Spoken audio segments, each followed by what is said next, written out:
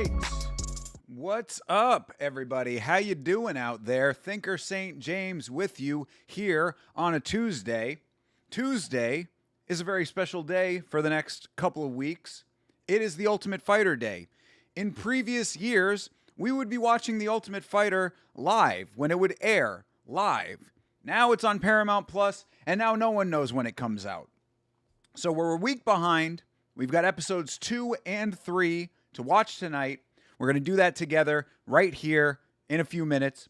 How are you? Thank you for being here. Sam is here. Yo, my boy, what's good, brother? All is well, Brent. I'm so happy. So happy to be here again. Every day that I get to come on and hang out with you guys, no matter what it is a great day to me. Very glad that I got all the parameters all figured out, considering that my dude Grayson, shout out to Grayson. Grayson is the homie. But in the Discord, he gave me quite the fright because he had asked about watching Inca FC. And I was like, shit, I want to watch Inca FC. Love Inca FC. It's the one place that I know where, well, not the one place I know. It's one of the most apparent places that I know where referees don't do anything. I mean, we certainly see referees doing some different things. Sometimes they actually do their job. Sometimes they decide not to. Sometimes they actively go against their role in the sport in other promotions. But in Inca FC, the referees are really just there as almost like those little tree air fresheners that you have in the car. That's what the referees are like. They just kind of hang around. The car shifts directions. The referee sort of goes with it, you know. The air freshener kind of dangling in the wind. That's what the refs in Inca FC are. So my point is that I wanted to watch Inca FC. And I was going to be like having to figure out, are we going to not watch The Ultimate Fighter tonight? I know that Chase Parton, my great friend and co-host, is also going to be watching The Ultimate Fighter tonight. And we had a whole plan. This was going to throw everything off. This was going to be a big problem. However, Inca FC is not tonight. It is tomorrow night. So we're probably going to watch Inca FC tomorrow night. We're going to watch The Ultimate Fighter tonight. We're going to get started with this thing in a couple of minutes. Let some people file in if they want to watch The Ultimate Fighter with your boy. So keep that all in mind. Ultimate Fighter tonight, Inca FC probably tomorrow. I mean, the event is definitely tomorrow, but whether we watch it or not, we'll figure that out. Did you see Dustin Poirier arrested on Father's Day? Oh, brother, yes, I did. And let me tell you, I'm probably, if I have the time, which I don't know if I'm going to have the time tomorrow. I really would like to, but I'm going to have to see what the schedule looks like tomorrow during the day. If I have the time, probably going to make a video about it because, of course, now we have the arrest footage. And, yeah, it's not great. It's certainly not great. What I would say about it, at least, before I make the video, I'll hold off on my full thoughts on it, break the video down a little bit piece by piece once I do that. But in the meantime, regardless of making a video or not, what I will say about it is certainly not a good look for a guy who is in this phase of his career. And I say that because obviously Dustin Poirier, great fighter, Hall of Fame fighter, all of those things. When you're a fighter, you have a little bit more leeway when it comes to doing things like that. You get to be a little bit more of a character, I would say. You can be a little bit more boisterous and a little bit more cavalier with how you conduct yourself. Now you're a commentator. You are behind a desk. You are an analyst now. That is a different role. And when you strip away the being a fighter part of your persona, of your life, of your career, when you strip that part away, you're expected to conduct yourself a little bit more professionally. I mean, I would say so. When it comes to MMA, maybe not as much, but certainly not like that. You're certainly not supposed to be threatening to fight police officers. You're certainly not supposed to be getting thrown off of airplanes. You're certainly not supposed to be drunk in, the late afternoon, early evening, and making a spectacle of yourself in public. These are the things you're not supposed to do when you are in the role that you are currently in. So this is not a great look for Dustin Poirier. And as I said, I'll probably get a video out about it if I can, if the time will allow for it. So we'll talk about it more. It was low-key sad to see him like that. I mean, honestly, I'll say it like this. we've seen worse in this sport.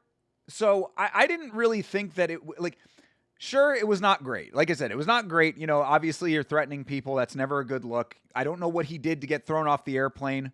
Certainly not good either. But he could have been a lot worse, I would say. I guess I also see this, and this is something, I guess I am kind of tipping the hand on a lot of what I would be saying in the video, but I guess I'm saying this also as a person who used to get very drunk very regularly and knows just how much of an obnoxious asshole a drunk person can be, both myself and others. So I will say that, yes, he was not conducting himself very gentlemanly. He was certainly not being an upstanding and pleasant person to be around. However, he could have been a lot worse. He seemed relatively coherent, I would say. You know, he wasn't really, you could tell he was drunk for sure.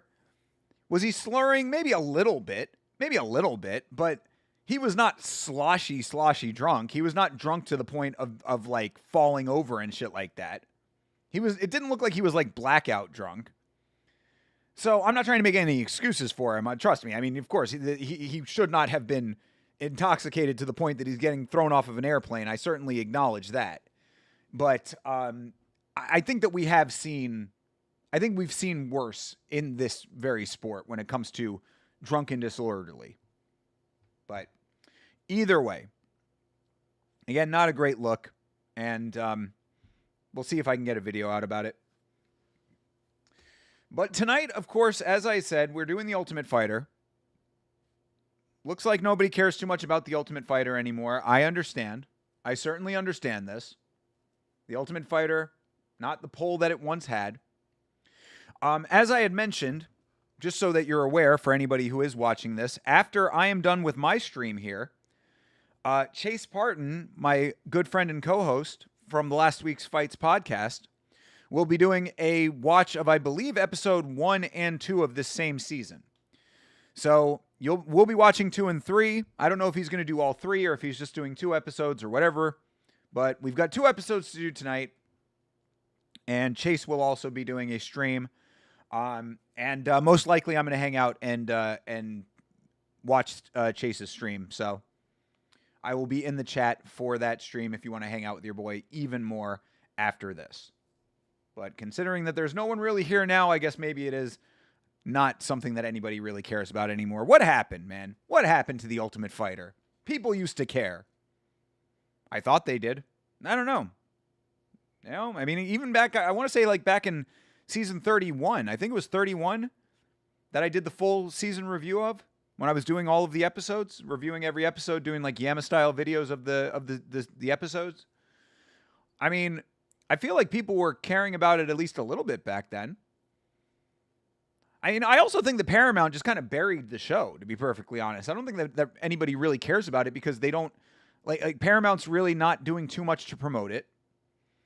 Everybody knows that the show is the way that it is now. So, like, what's the point of even watching it? That's kind of how I think people feel about it at this point. So, maybe The Ultimate Fighter is just a show that is a bygone relic of a time long in the past. Also, the coaches not fighting each other, as always this season. At least as always in the modern era of the show. Not a great look is what it feels like. Because, nobody seems to care. But regardless, we're watching it anyway. We're going to get this thing started in about a minute. So if I'm watching it by myself, I will watch it by myself. I will enjoy it by myself. But hopefully somebody will come and hang out with your boy. I don't know. Maybe we'll have a crowd for Inca FC tomorrow. The Ultimate Fighter not drawing the numbers. Either way, if you are here, if you are out there listening, I appreciate you. Thank you for being here. Make sure to like the stream. And we will get started in about a minute. So, if you do want to watch, I guess I should have said that at some point here. If you do want to watch The Ultimate Fighter along with me, the link to the Ultimate Fighter page is down at the bottom in the description of my live stream here. So, if you go to the description of this live stream, you should have a link to Paramount Plus. It'll take you right to the Ultimate Fighter page. Of course, we are going to be starting with episode 2. Episode 2 is called Scousers Don't Get Knocked Out. Somehow still true. You know, somehow Paddy Pimblett has legitimately kept that up all this time.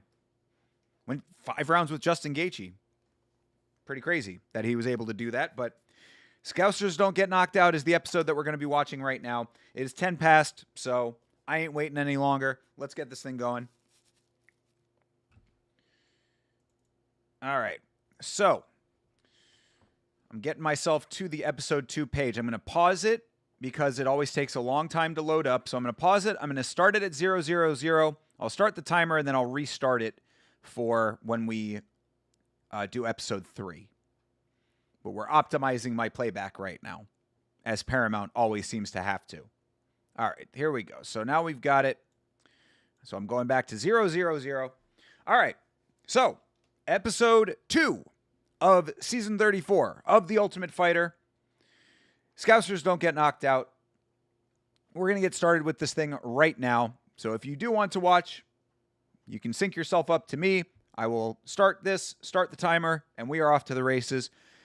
Episode 2, season 34 of The Ultimate Fighter starts in 3, 2, 1, bam. There we go, and there's your timer. Perfect timing. All right, we are all synced up. Previously on The Ultimate Fighter, we watched ladies fight, and that little girl from Alabama who clogs did not win. The military wife won.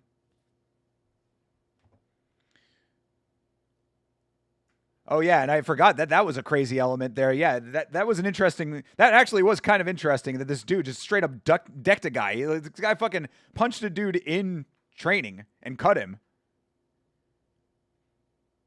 It was an unintentional headbutt, and this dude just went out and fucking clocked the guy that he was sparring with, his sparring partner.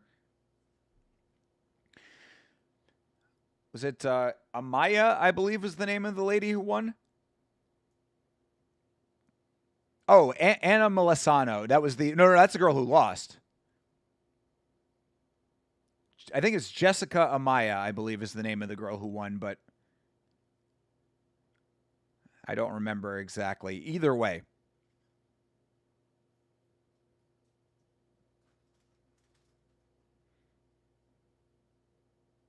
Marlon Jones versus Christian Strong, I guess, is going to be our fight for today. And, of course, one of those guys is from Liverpool. That is where the Scousers are from.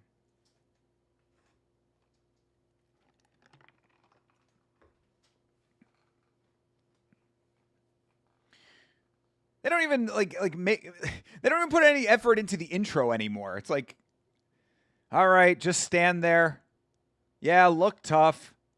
Punch the bag, kick in the air, punch the air a little bit.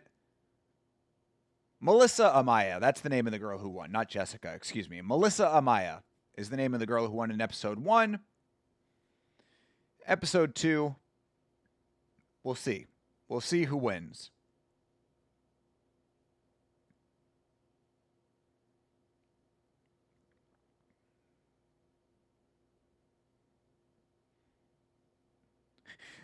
During the intro, they have Bruce Buffer, but he just says Cormier. He doesn't say Daniel. But then we also get somebody saying Michael the Count Bisping. That's interesting. Why didn't they say Daniel Cormier?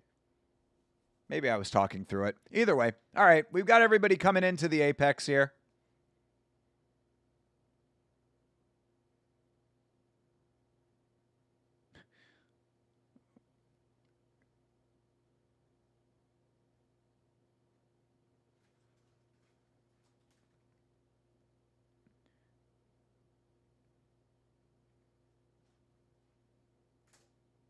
So, okay, they were saying that. So basically, they wanted the guy who headbutted the other guy to fight him in the first fight.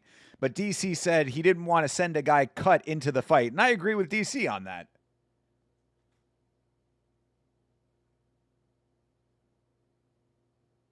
Oh, no. Yeah, so okay, so they're saying that they didn't want to send the guy who made the cut happen, the guy who headbutted the other guy was on Team DC, and DC saying he didn't want to reward him for headbutting the guy. Oh, he's having a legitimate disagreement with his coaching staff guy.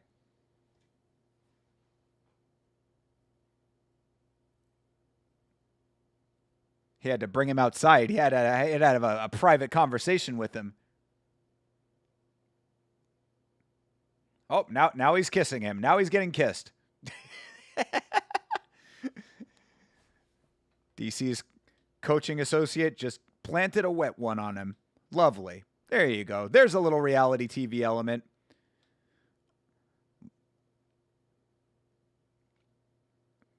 Oh, yes, this is the French girl here talking to the girl who won her fight.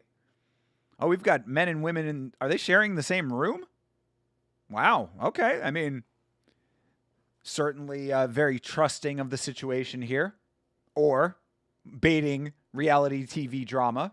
Either way, I'm here for it, of course. That's what I miss about The Ultimate Fighter. I liked when it was fucking trashy reality TV.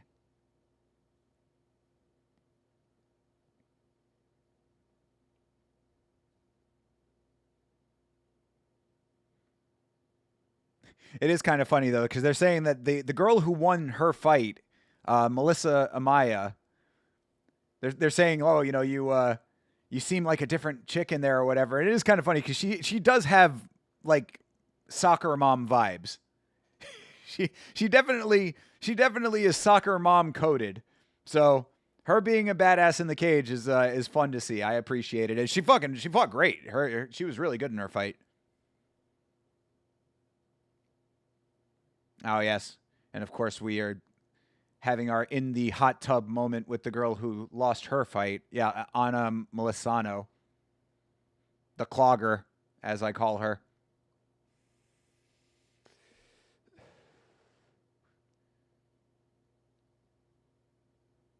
At least she's got a good sense of humor about it.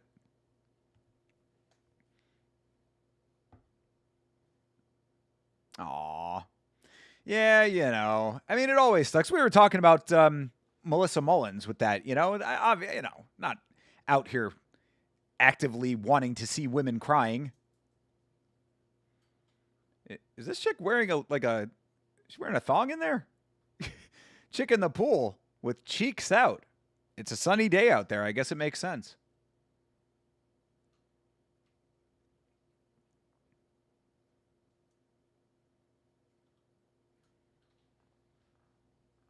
Oh, this is Marlon Jones. This is our English bloke here who's going to be in the fight in this episode. That Scouse accent, man, it is so distinct. Anytime that you hear somebody talking like that, it is very, an English person's accent, but a Scouser accent. It is not the same. They are not the same thing. A London accent and a Scouser accent are two very different things. Liverpool is one of the best cities in the world. I don't know. The world might disagree with that. I don't know. We'd have to consult the entire rest of the planet to see what they think.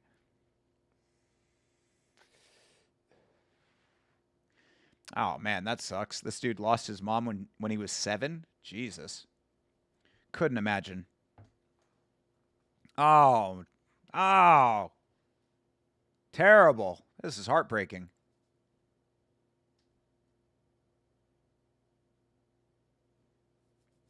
Jeez. This is tough. This is not pretty right now, what he's saying. It's very, very heart-wrenching.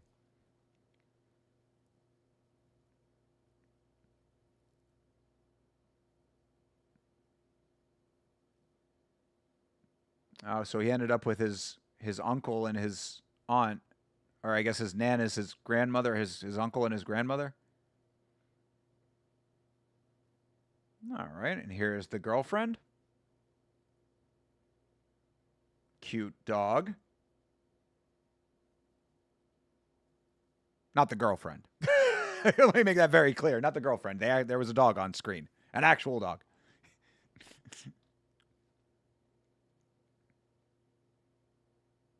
All right. He says he's going to kick some ass and don't underestimate him. Kiss for luck from the girlfriend. All right. Good deal. Well, that was a very sad story about with this gentleman from Liverpool. Everybody's punching bags. Punch the bag. Yeah, Bisping hasn't had much airtime this episode. There you go. Scousers don't get knocked out. Bisping is yelling.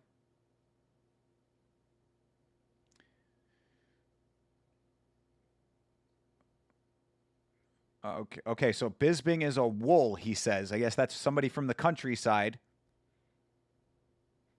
Bisping's a good example of like what I would consider a more standard English accent, but that Liverpool accent is a whole different beast. It's its own thing. Ooh, nice takedown.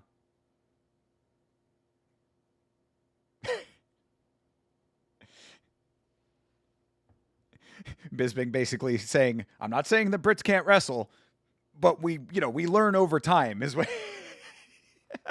Say it without saying it, Bisping.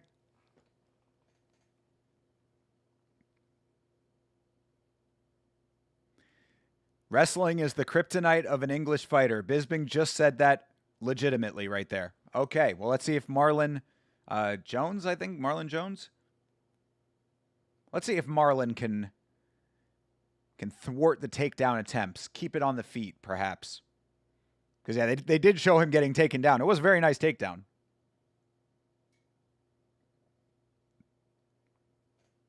He's from Liverpool, and the kid's tough. I guess these Liverpudlians is what they are called. I guess the people of Liverpool pride themselves on their toughness. Isn't that awesome? Yeah, Marlon Jones. He's a bantamweight, and he is from Liverpool, England. He's 5-0. All right, undefeated. 5 wins, 0 losses. That's what that means. Oh, hey, got a nice knockout there. Full Contact Contender. Damn, we got to watch that sometime on the channel. How many promotions are called FCC? I swear there's more than one of those. It's on Fight Pass, though. I would love to watch that. I love that level of MMA. All right, we got to put that on the list. We got to watch that. We also got to watch that knockout promotion from Japan. Uh-oh, he's a cocky Scouser. He thinks that his opponent's not going to be able to take him down. Brother. Famous last words, my guy.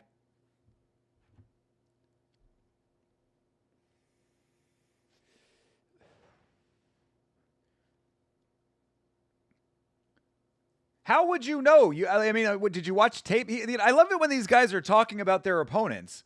Like, I guess maybe they did watch tape. Maybe they've been staying up late in the Ultimate Fighter house, just, YouTubing fight footage. Speaking of the house, we're back at the house. But it's funny to me that they're out here talking about, he doesn't have the range management and blah, blah. Like, how would you know? But, like I said, maybe they did the research. Uh-oh. Oh, men versus women. The men are messy. The women are clean. Are they leaving up the toilet seats as well? Is that we getting that level of dispute in the house? Tina's not happy about this. Strawweight Tina's not happy about the mess that the boys are leaving. Put your dishes in the dishwasher. Exactly. See, Xavier Franklin over here. He's saying, what are you, my mom? Lady fighter? She wants a clean house. She runs a tight ship, this random short-haired Brazilian lady.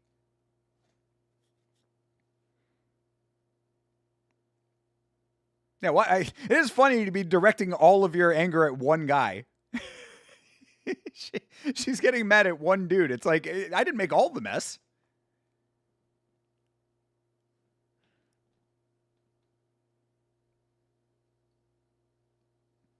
Yeah, I think he's reading this girl pretty. I like this guy. Xavier seems pretty cool, and he's definitely reading this chick right. This is an Amber Rose looking chick with a bad attitude. You can tell she's got an attitude problem over here.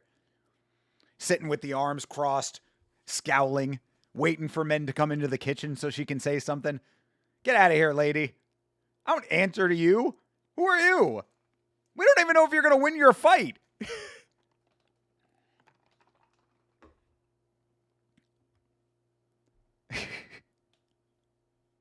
For sure, something's going to happen in the house. Okay, well, we're going to find out what happens in the house. They're putting up signs now to make sure everybody cleans up after themselves because this chick has a problem. Hydra, what's up, brother? How you doing, man? This timestamp is correct if you want to tune into the Ultimate Fighter here.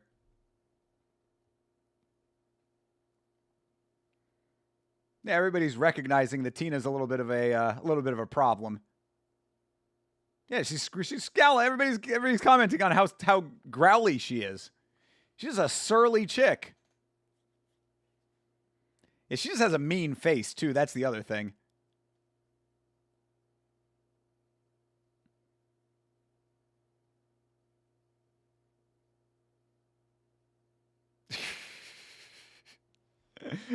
Yeah, she's like she's the house mom all of a sudden.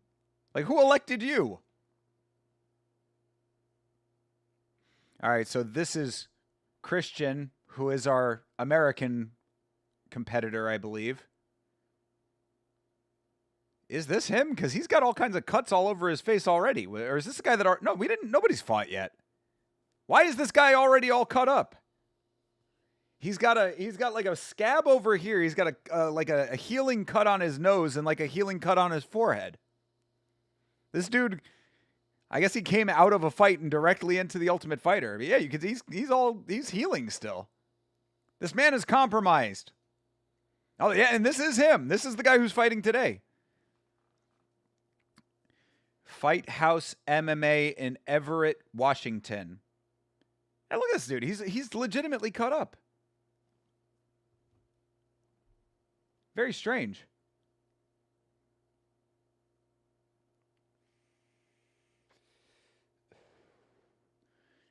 Oh my God, he's got a terrible story too. He got taken away from his parents and had to get put into foster care. I really feel like the Ultimate Fighter is like a who can out misery fest the other people in the house, you know? We had Daniil. Daniil actually had one of the worst stories last year. He was the one that was, you know, coming out of Ukraine, living in an active war zone. Yeah, it's like everybody has these crazy tearjerker stories. It's one or the other. It's the complete polar opposites. It's either the worst story that you've ever heard or the greatest life. I've got a girlfriend who loves me. She takes care of me. I got this, you know, I'm working this job, but I'm really just doing it so I can put myself into camp, you know, blah, blah, blah. It's like, you know, you've got these guys who are on a really good path or like the worst stories of all time. Oh, and there's Pilar. There is his wife, Christian's lovely wife.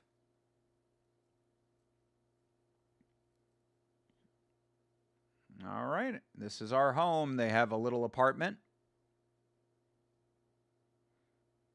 So he's cupping himself in the house.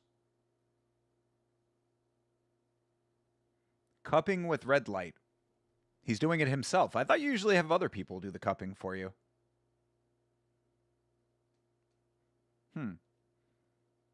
Curious as to how much cupping actually helps. Oh, he's got the Malcolm Wellmaker base, though. He's a construction worker.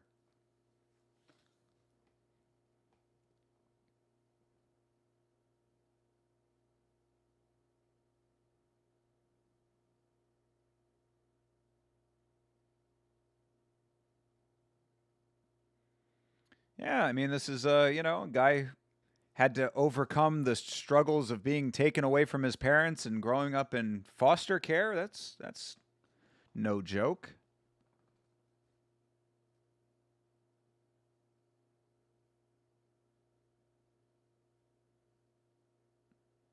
Ah, lovely Pilar with her fake lashes. She seems like a supportive girlfriend, wife. She's a wife. Other guy has a girlfriend. He's got a wife. All right. Off he goes through TSA checkpoint here. Get out of here. Go fight. Seems like a good enough guy. He's a construction worker. He's out here doing the damn thing. He's got his wife, Pilar. Obviously, we're going for Team America over here, but the Scouser, we're going to have to see if he can stuff the takedowns.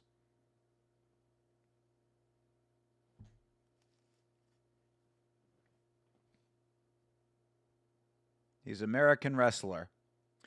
Making me hear all these sad backstories this early in the show just means every single fight ends with me slightly sad for the whole show. Absolutely, yeah. No, this show is designed to be the misery fest. Again, it's one or the other. It's either a complete misery fest or it is this dude just has a great life and everything's cool.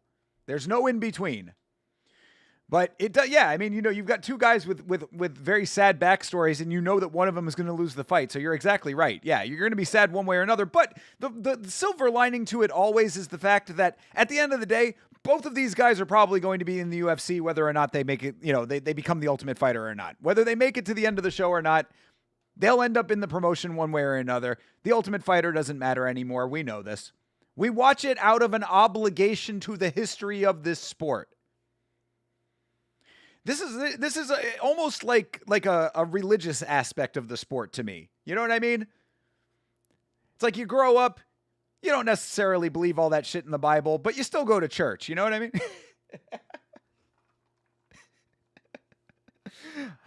Shout out to all the religious people out there.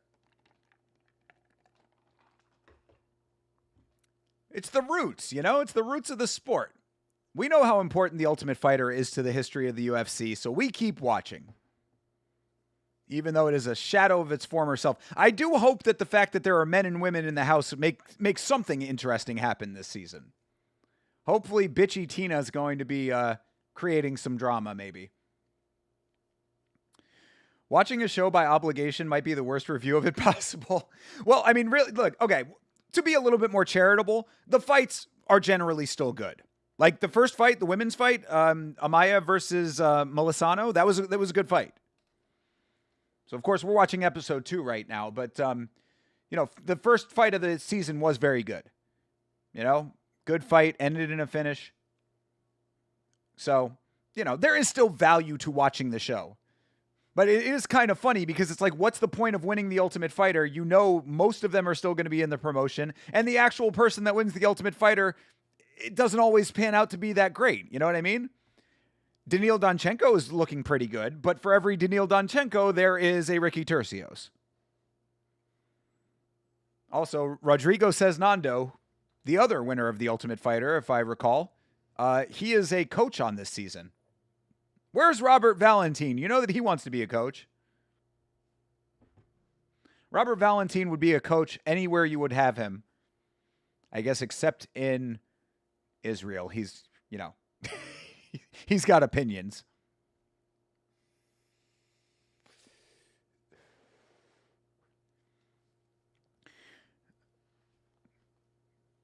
You got to just fight the right way, says DC. So DC is basically trying to make this into a wrestler versus striker match. Christian, of course, is an American wrestler, so styles make fights. We'll see if he can make that work to his advantage.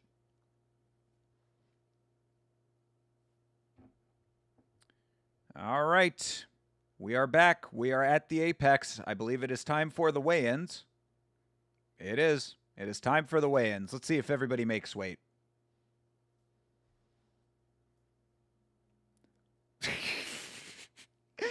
DC legitimately clowning all of the English. The English can't wrestle, he says.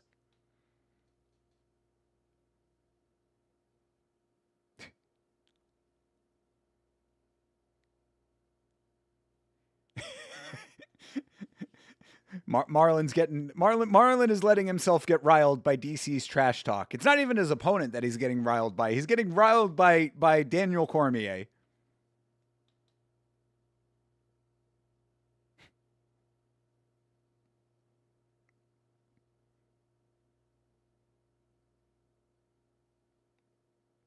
Yeah, Marlon walked right into the trap, says Bisping. He did.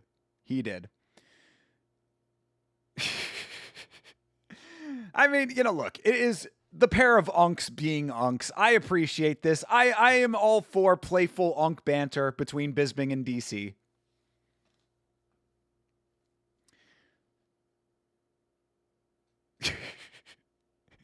DC saying that Christian Strong is a stage name. That's kind of funny to me, too. All right. See, everybody hates DC, and I understand why nobody likes him on commentary, but I like DC. DC's got a fun personality. Seems like the kind of guy that you could hang out with. I am okay with Daniel Cormier. Keep him off of the commentary desk. I think he would probably be pretty well liked if he was not a commentator specifically. If he was in Dean Thomas's position, people would probably like Daniel Cormier a lot more, I guess.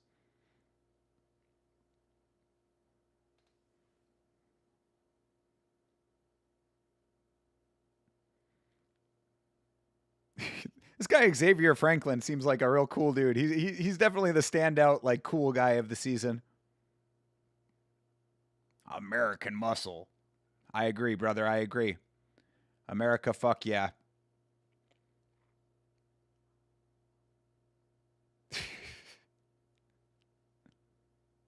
All right, they are staring each other down. I still can't get over the fact that Christian Strong is coming into this fight with like a trio of cuts on his face. He's got a scar that's still healing, or a cut on, a healing cut on his nose. He's got one on his forehead and one on the side of his cheek. He must have fought like less than a month ago. Kind of crazy. But all right. All of the trash talking has concluded. It is fight day.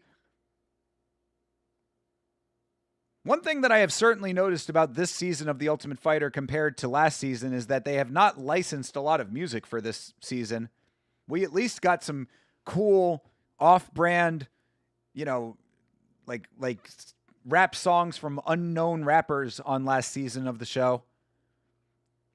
This season, it is all generic soundtrack music.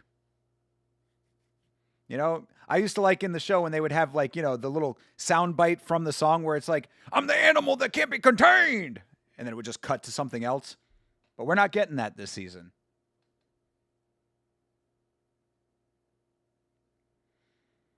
All right. American wrestling versus Scouse striking.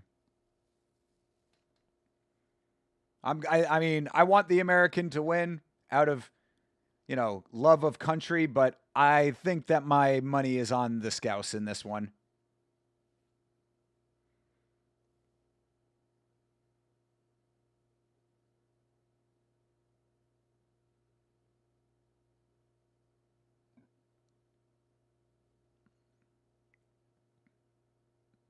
So this guy has a game plan. He's saying if he's going to shoot in for double leg takedowns, he's going to knee him in the face.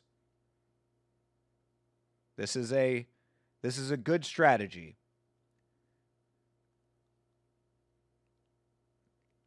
He says he's got that dog in him. He's got that Israel Adesanya going on. Hey, Sanjay, what's up, brother? Thanks for tuning in on your lunch break, my guy. You're not missing too much, brother. We're just doing The Ultimate Fighter today. Base game plan? True. Absolutely. Yes, going full Adesanya. Just bring some dogs into the meta apex. Never defend takedowns, knee to head, then ghillie system. Brother, we've seen it work before. We have seen it work well before. Sometimes you don't even need the ghillie. If I recall, there's a guy named Jorge Masvidal who had a pretty impressive knee when somebody was trying to go for a big running double leg. Maybe we're going to get one of those. You know who else had a pretty goddamn good high knee? Derek Lewis, if you recall. I read Poetan said he's done fighting after the fouls and nothing was done. I've seen that quote floating around as well. I think he was probably just speaking, kind of out of frustration, but who knows? We'll see. We will see. I can understand why he's upset. Him and Andre Feely. It's what we talked about on the podcast last night. If you missed the last episode of the podcast, I would recommend going back and listening to it. I thought that me and Chase had we were pretty locked in for that podcast. I felt really good about that episode that we did yesterday. But we talked about that. We talked about how, this is not a fucking game, back of the head shots. You know what I mean? You can get paralyzed from that. You can legitimately, be altered for the rest of your life from getting hit in the wrong spot hard enough. So I can understand Poetan being upset. All right, it is fight time. Christian Strong versus Marlon Jones. Christian from America, Marlon from England.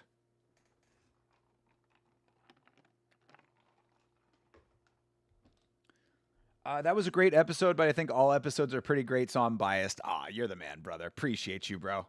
Appreciate you, my guy. Hydra the GOAT. Thank you, man. I also appreciate you always commenting on the Yama episodes. It really means a lot to me. All right, fight is underway. 9-1 Christian Strong. Marlon is 5-0. Nice strike to start from Christian. Low kick. All right, there's the first shot. Defended nicely. Good whizzer from Jones. All right, wraps the leg on the inside, keeping the whizzer here. I appreciate that Christian Strong went straight to the game plan. He was wasting no time. Oh, spin around Do-si-do they go. Try and get that high single leg here. He's going lower on the body. All right, there he gets the legs. There is the threading of the legs. He's got the Dagestani seated position right now.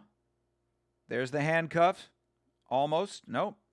Doesn't get it, but he still has those legs threaded. Okay, hey, Christian let it go. Oh, here's the ghillie attempt from Marlon Jones.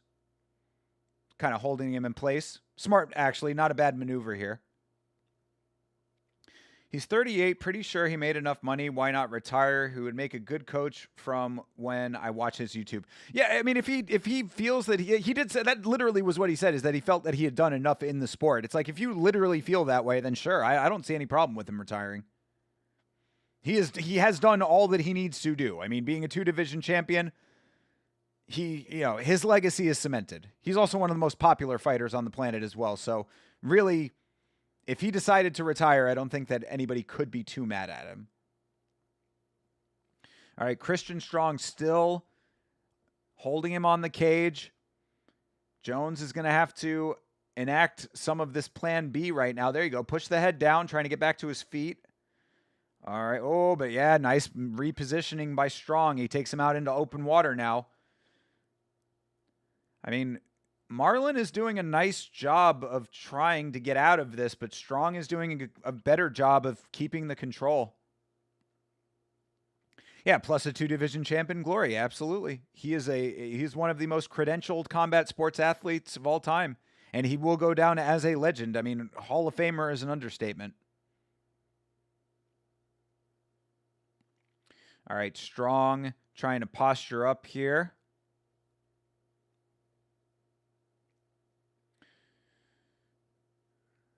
I mean, Strong is really not doing too much with this position right now. Marlon is making it hard for him to enact a furtherance of his game plan. Yeah, you could be spamming that elbow, brother. All right, never mind. He doesn't. Pereira has given more to me and the sport since 2020 than most fighters ever do. Whenever he retires, I'll remember him fondly. Exactly. I think most people would feel that way. You'll be sad. We'll all be sad when he retires, but I think everybody's going to be like, yeah, thanks for the memories. I hope, anyway. There'll always be the haters saying, oh, he didn't do this or whatever. He couldn't be a 3-division champ. It's like, you're a fucking idiot. His activity also can say a lot of champs have not performed as often as well. Yeah, absolutely. Yeah. He's one of these, another one of the champs that have made people spoiled when it comes to champion defenses. It's what I was saying about Islam Makhachev. Everybody's saying, oh, Islam's inactive. He fights twice a year. That's now inactive to people. Why? Oh, because I want to see him fight more. And they're used to it when you've got the Poetans and Merabs of the world. So, I mean, I get it, but, I think that it says more about those specific fighters than the fighters who are not fighting more than twice a year. People having unrealistic expectations of what a human body is capable of.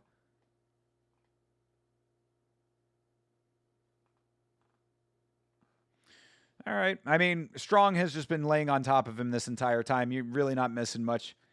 I was just saying that the fights on this season were good, Christian Strong. This dude is going to fucking lay and pray his way to a victory in round 1. This is not great. I mean, sure, this is certainly one way to win a fight. You'd be happy with 3 times a year? I would be happy with 3 times a year too. I'd be happy with 4 times a year too. But I'm also happy with 2 times a year. knowing what these guys put their bodies through. I mean, 3 times a year is every 4 months.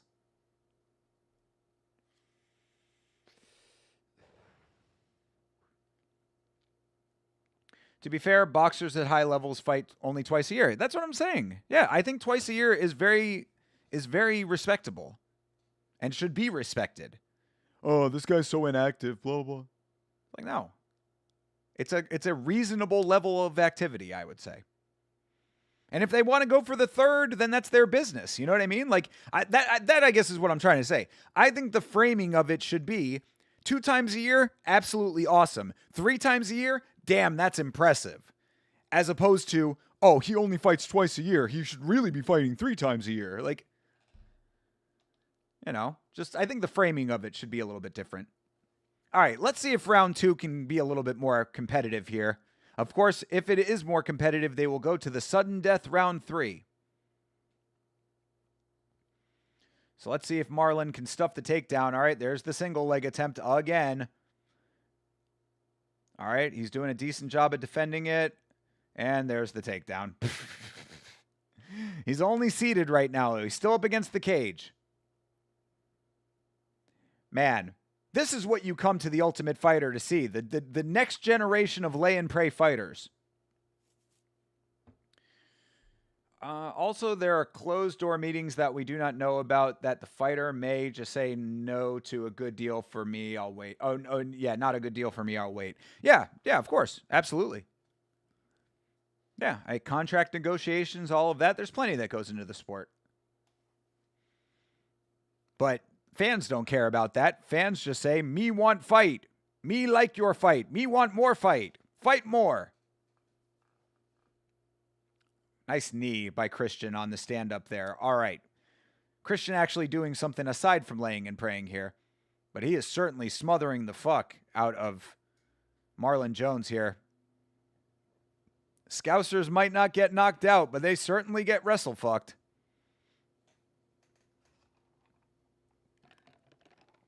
All right, Christian has him flattened out. Still right near the cage, though. Marlon needs to be working his way back to his feet on the cage.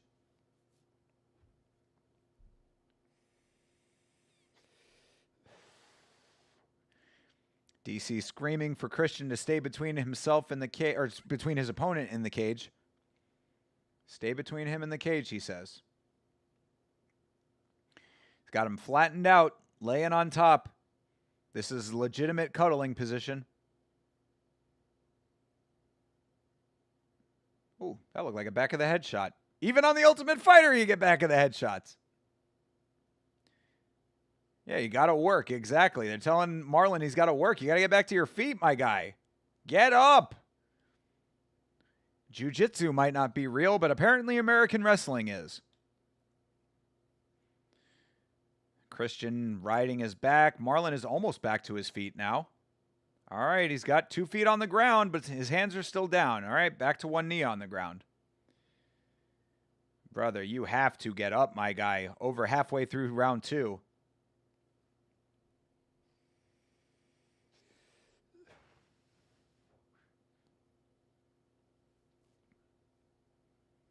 Oh, my God. Come on. Something happened in this fucking fight. Jeez, I'm glad we're watching episode 3 tonight. If this is what we were in for. 2 minutes left in the fight. Christian is wrestle-fucking his way to victory here. A one-sided cuddle fest.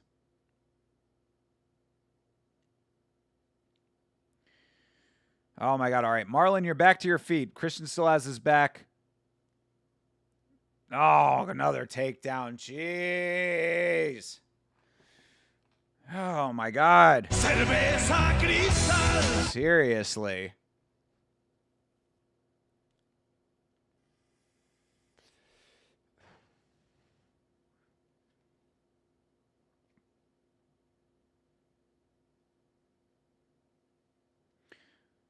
Minute 15 seconds left in this fight, and Christian has been laying on top of this man for 1 round and 4 minutes now.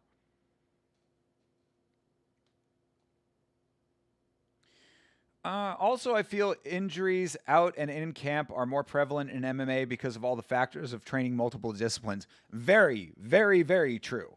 Very, very true. Absolutely true. Most definitely. I mean, shit, we just saw Jeremy Hall getting injured, you know? Injuries to the feet, to the knees, pretty much any of the joints. You know, you're always in jeopardy of that. And then cuts. You know, I mean, people sparring too hard.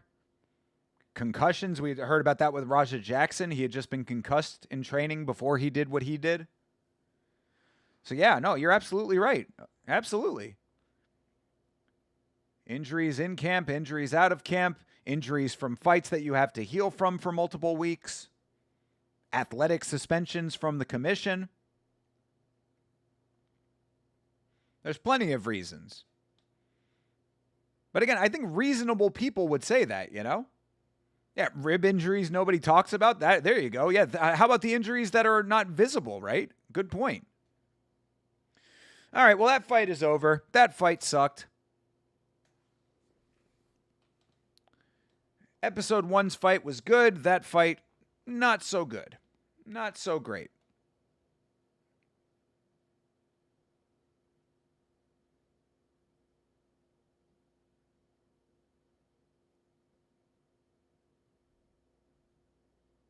Of course, DC loved that fight. Christian did nothing but lay on top of him.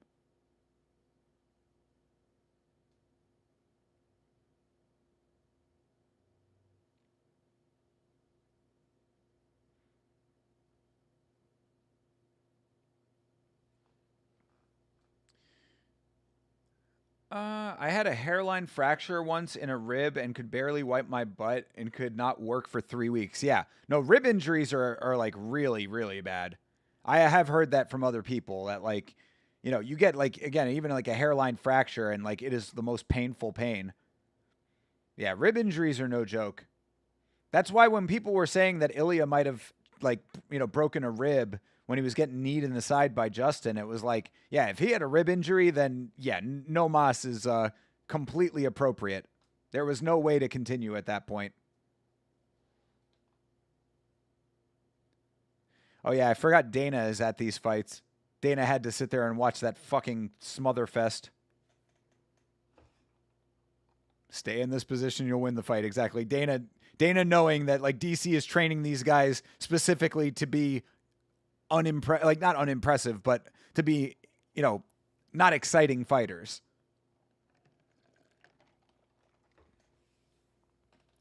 See, Dana not at all impressed with that fight. He hated that fight. That fight sucked.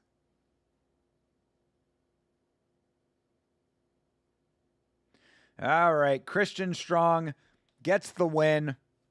He advances to the semifinals. Dana not happy with that fight. No one who watched that fight happy with that fight. Whatever.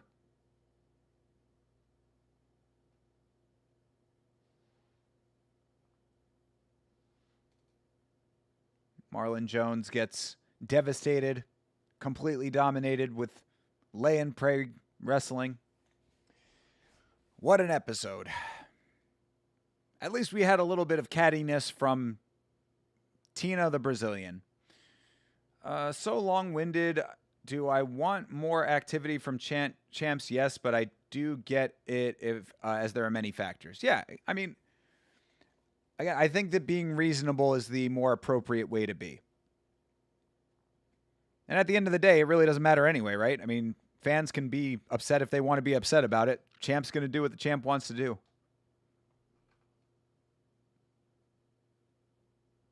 Oh, yeah, no, there was no luck involved, Christian. There was just a whole lot of laying. There was a whole lot of smothering. There was a whole lot of breastfeeding.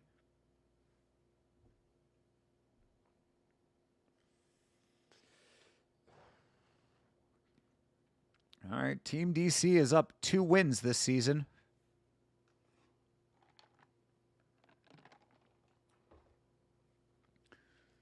Team Cormier is barking.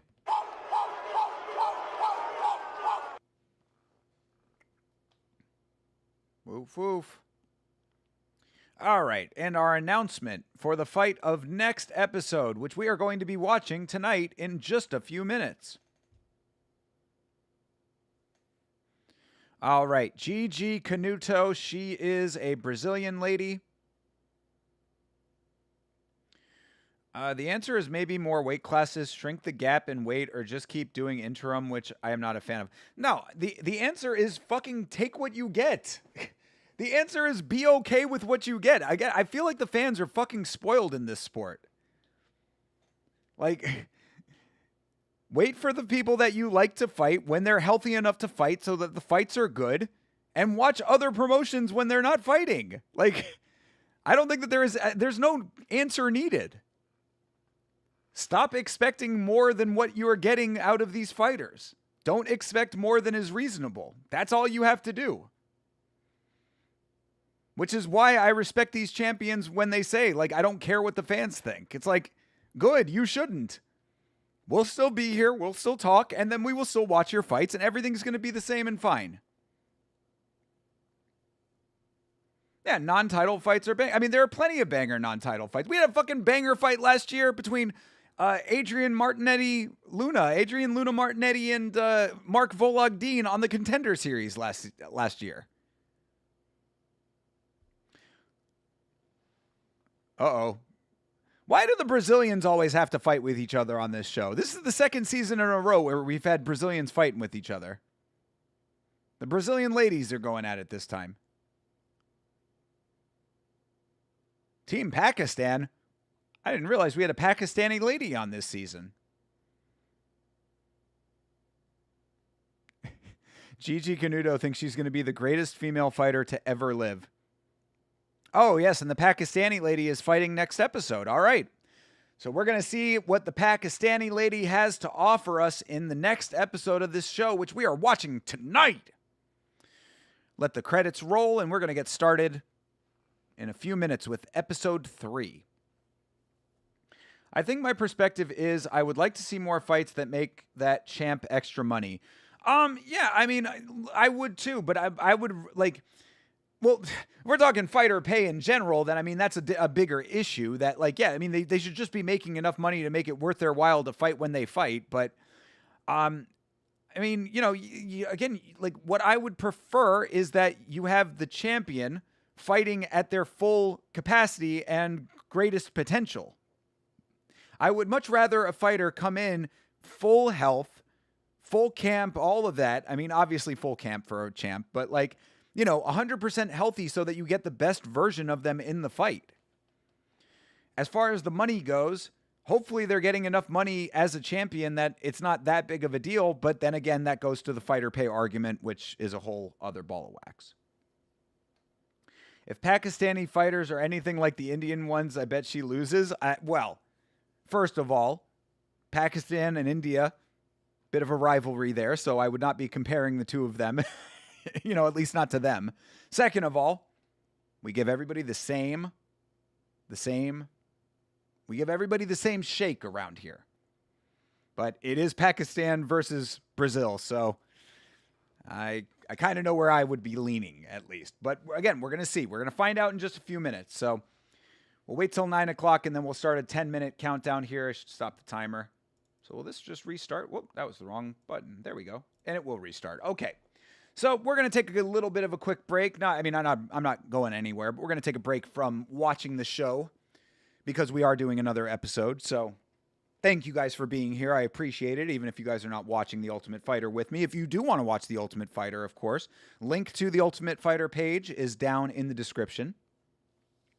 You can click that. You can get to episode 3 of season 34, which is called The Perfect Performance.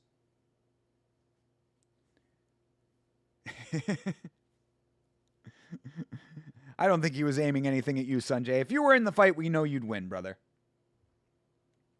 But we're going to get started with episode 3 of The Ultimate Fighter here in just a few minutes. And I also must remind everybody that after my stream, the big homie, my good friend, my co-host on the Last Week's Fights podcast, Mr. Chase Parton, the one and only Chase Parton, some would say the GOAT Chase Parton is going to be doing his own watch of The Ultimate Fighter. So after I am done on this stream, if you come over to Chase's stream, I will be in the chat hanging out with Chase while he watches The Ultimate Fighter.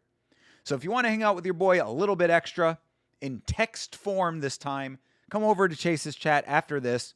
Make sure that you're liked and subscribed to Chase's channel, and you can hang out with me and everybody else in the chat over with Chase while he does his watch of The Ultimate Fighter. I think he's doing episode 1 and 2 tonight. Maybe 3, but episode 1 and 2 definitely, I think. Back to work, always a pleasure. Cheers, enjoy the fights. Appreciate you, Sanjay. Have a great rest of your day at work, my guy. Congratulations on passing your performance review, even if you didn't want to. Indians may dominate outside the UFC, but at the UFC level, I watch not so much, unfortunately. It's still an emerging market. That's what I always say about it. I do not disagree with you. Yeah, no, you guys are the best.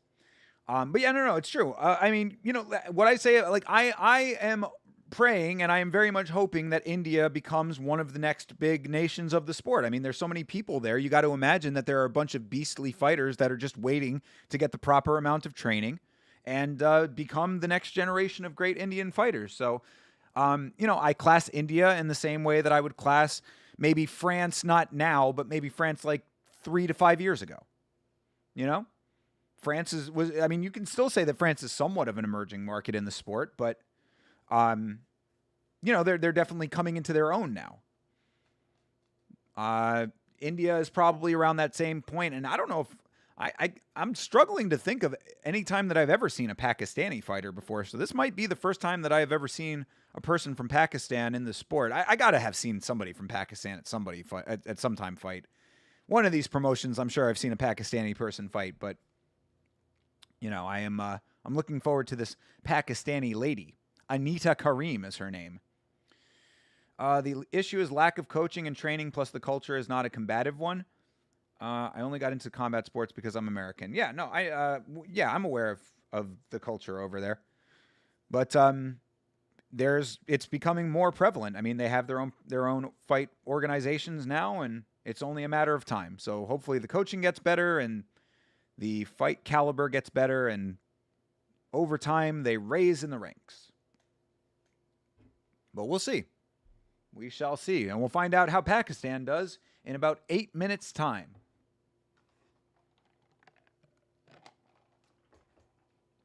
So again, I appreciate you guys being here. Make sure to like the stream.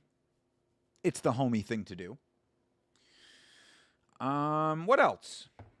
Had a good day today. I guess I can just tell you a little bit of non-MMA related stuff while we wait. Yeah, today was pretty successful, man. Got a lot of work done today. Very productive day, I would say. Hustling. Had that business associate of mine come over. It was a much better experience this time than it was when he scared the cat and nearly broke the stream deck. So he stayed off of the treadmill this time, people.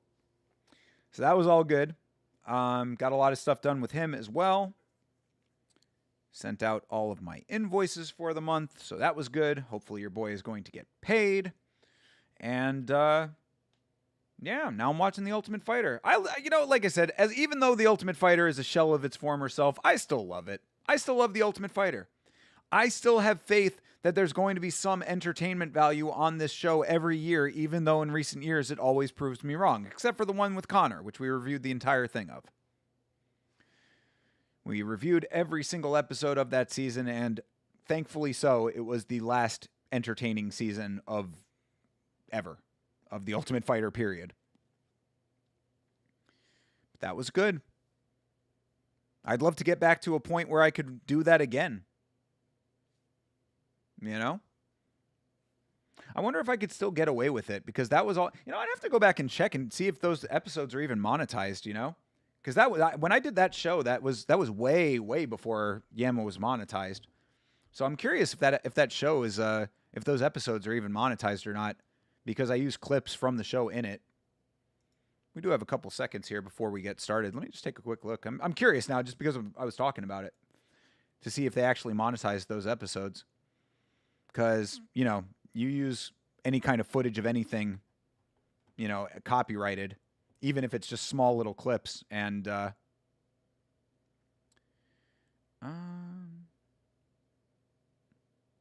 interesting. Just looking through here.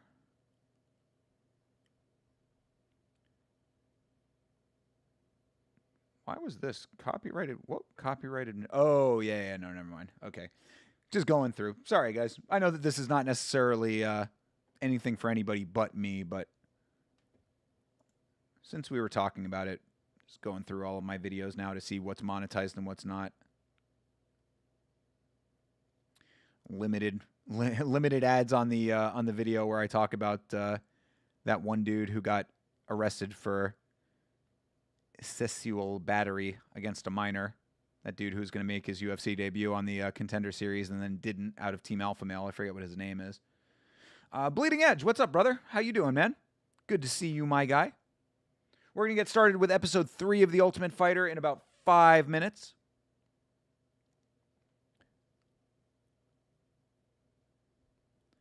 Man, they demonetized my Stop Playing With Your Dog's Dick video. God damn it. Fuck that.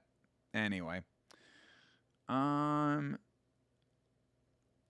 yeah, I'm just going back, just seeing here.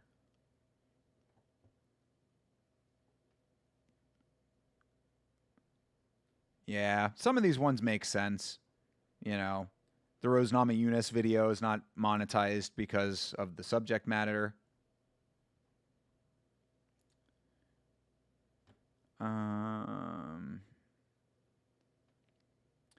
Okay. Let's see. Oh, yeah. All of those Ultimate Fighter episodes are fully monetized. How about that? Hey, CTE is here. What up, guys? Good to see you guys. Bleeding Edge and CTE checking in. Appreciate you guys. We're going to start episode 3 of The Ultimate Fighter here in about 3 minutes. And I was just going through to take a look at old episodes of Yama to see what is monetized and what is not. I was just curious. Looks like most of them are... Yeah, there's a couple of old Yama episodes that are ineligible, but for the most part, pretty much everything is okay. And all of every episode of the Ultimate Fighter reviews that I did are all still monetized. Kind of surprised about that, but because I was just curious, like if I was going to do that again, like, you know, because there was a year, I know a couple of you guys are newer to Yama. I think it might have been my first year that I did Yama. I did reviews of every episode of the Ultimate Fighter season that year. And I used like very small clips of the show in the episodes. And of course, anytime you use anything copyrighted, it's always like, you know, are you going to get monetized or not? But all of those are still monetized, so that's pretty cool. Hey, Didgeridoo Dave. Appreciate all you guys checking in for the Ultimate Fighter stream. Guys, thank you very much for being here.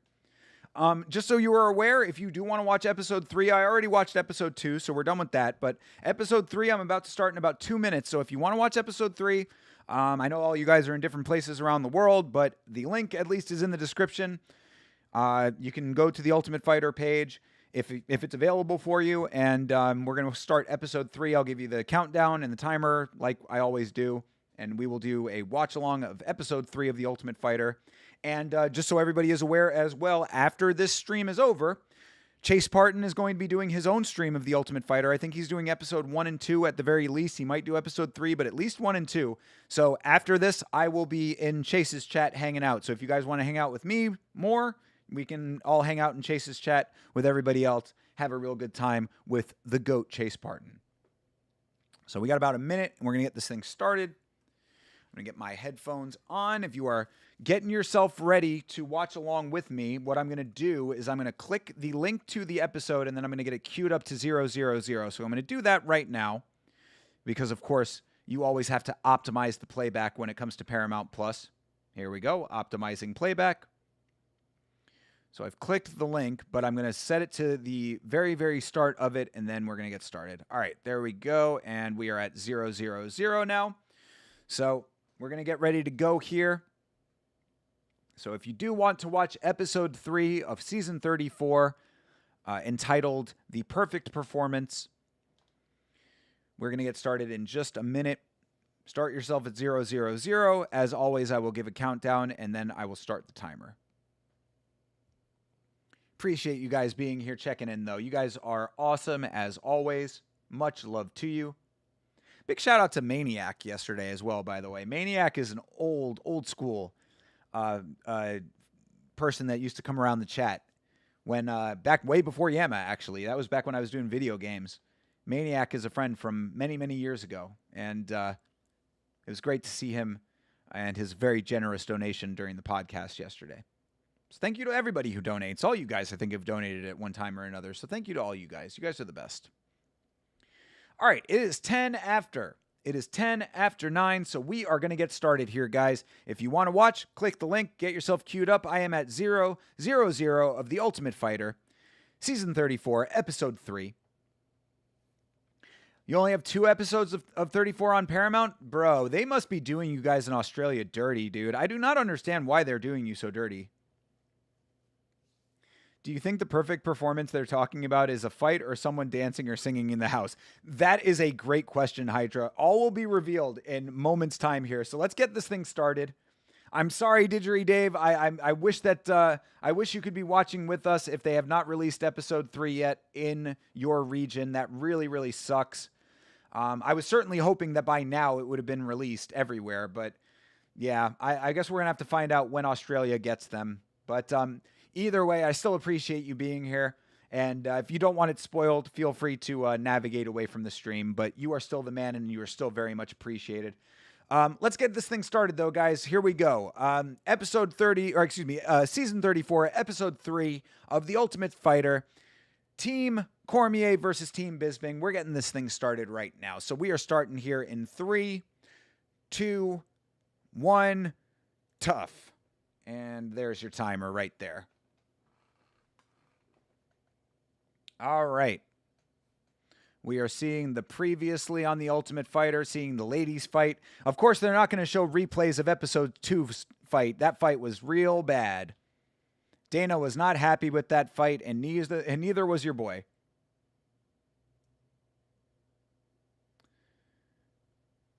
All right. Yes, tensions were rising last episode because short-haired Tina was very upset. She was very upset at all of the men in the house because all of these men were dirty in the kitchen. It's like the real world back in the 90s.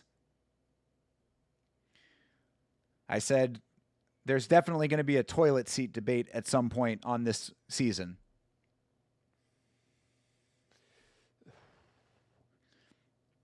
Anita Karim is a Pakistani sensation, they just said. She's going up against Gigi Canuto.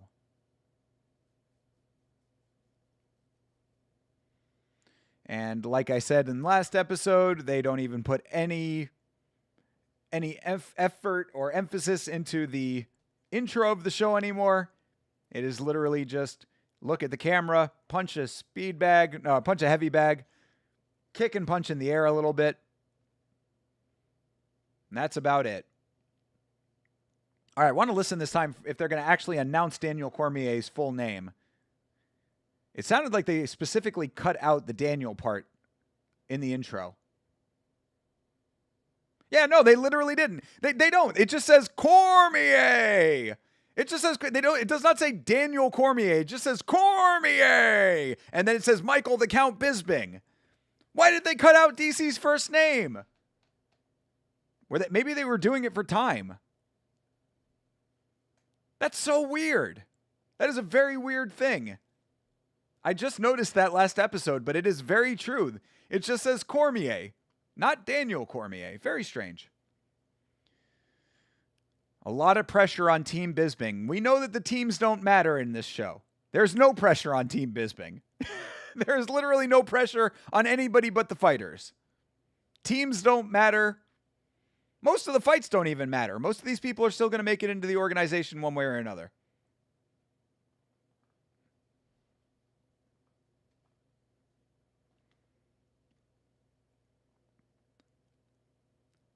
This tournament is a pressure cooker and anything can happen.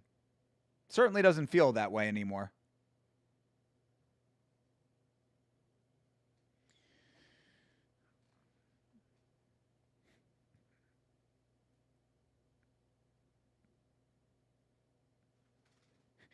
I like Michael Bisping, of course. I think Bisping's a cool guy. I have not seen anything on this show so far that would give me the impression that he's a great coach. And I'm not trying to be mean. I'm certainly not trying to be mean. But like listening to his coaching versus listening to DC's coaching, like I've not seen anything that I'm like, man, Bisping is really putting that work in for his team, you know?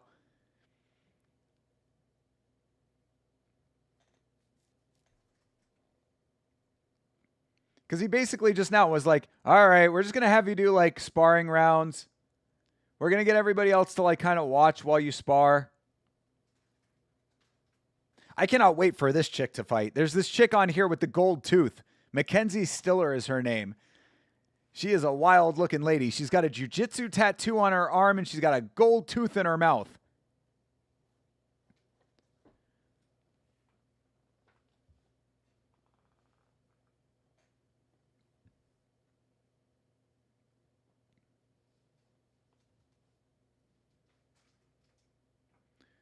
Tough is actually ridiculous, says Gigi Canuto.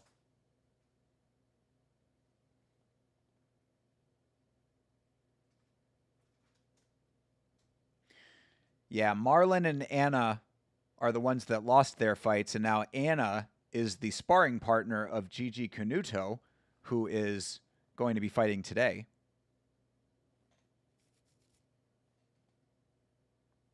I like Anna. She seems like a cool chick. I hope that Anna does make it into the promotion. If you missed episode 1, Anna is the girl who clogs, by the way. She is a clogger. She wears the shoes and she does the river dance. Damn, she also got sent through the ropes. Gigi Canuto got a little bit overzealous in the sparring.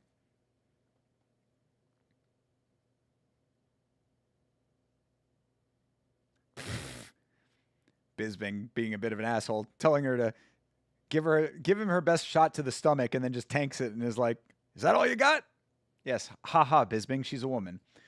Hey, Rick Allen, what do you think about Dustin Poirier being a drunken idiot in an airport?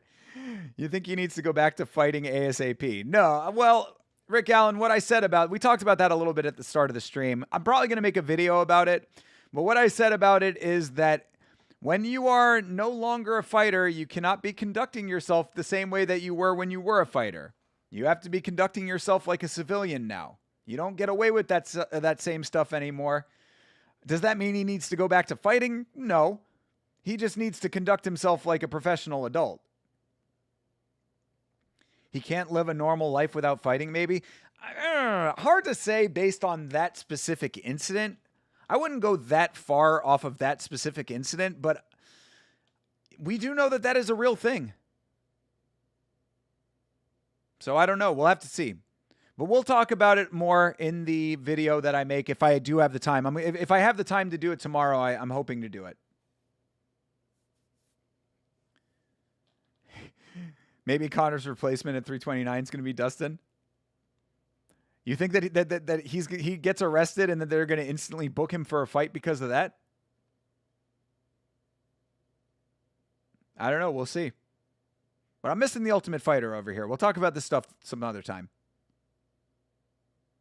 I'm missing Gigi Canuto and all of her amazing sparring.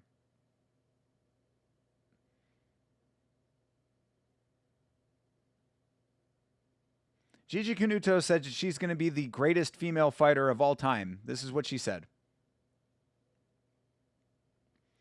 He looked like he was in pretty good shape in the airport, challenging the cop. He was ready to throw down. I know, like I said, not a great look, threatening to fight a police officer unprovoked. That was the craziest part of the whole thing to me, was him saying, like, the police officer says, oh, you know, are you Dustin Poirier? And he's like, you want to fight? It's like, what? Are you Dustin Poirier? Fuck you, bro. Like, what? Jesus, dude. They're playing the All About That Cake and Chicken from DC.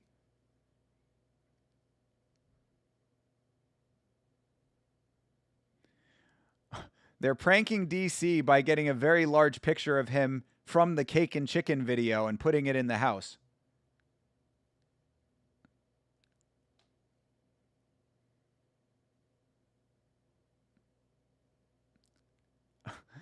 Red team is not happy about their coach being portrayed this way. This is the playful banter in the house, folks.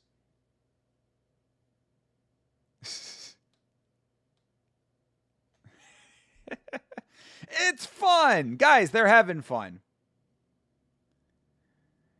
The cop knew he was Poirier. Cop was clearly a UFC fan for sure. Yeah, cop did not want to know. Very true. Very true. Cop was saying, I just want to know the date. I can't let you get close. That was from The Ultimate Fighter, the greatest clip in all of MMA history.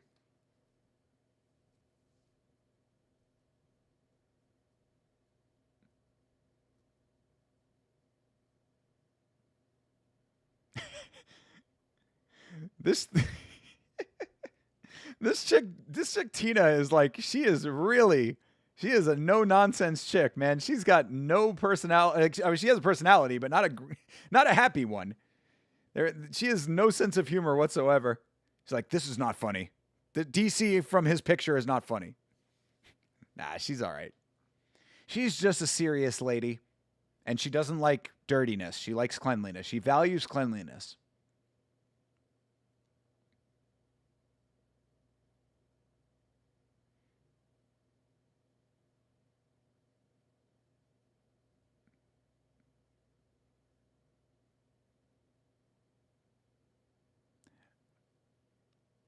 Oh, everybody! Oh, apparently, all the women in the house do not like Tina.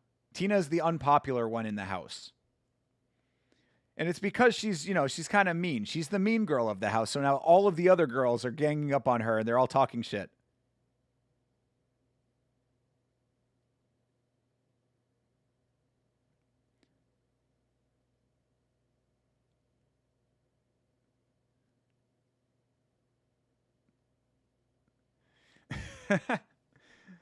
No humor about a pick your coach chose to do and already had a fit over dirty dishes. Yeah, you for real, dude. Yeah, she's certainly not making herself a very popular character on the show. You know, I get the vibe off of her that she's one of those ones that's like, I'm not here to make friends, that kind of chick. But it is kind of funny to see every other girl and like, the entire rest of the girls of the house were all like in one room talking shit about her. Certainly woman behavior. Cop versus Poirier could be booked on a UFC card. Dustin Poirier versus the Cop. I don't think that the Cop wanted to fight in the UFC. He specifically did not want to fight Dustin Poirier. I don't think he's trying to get booked.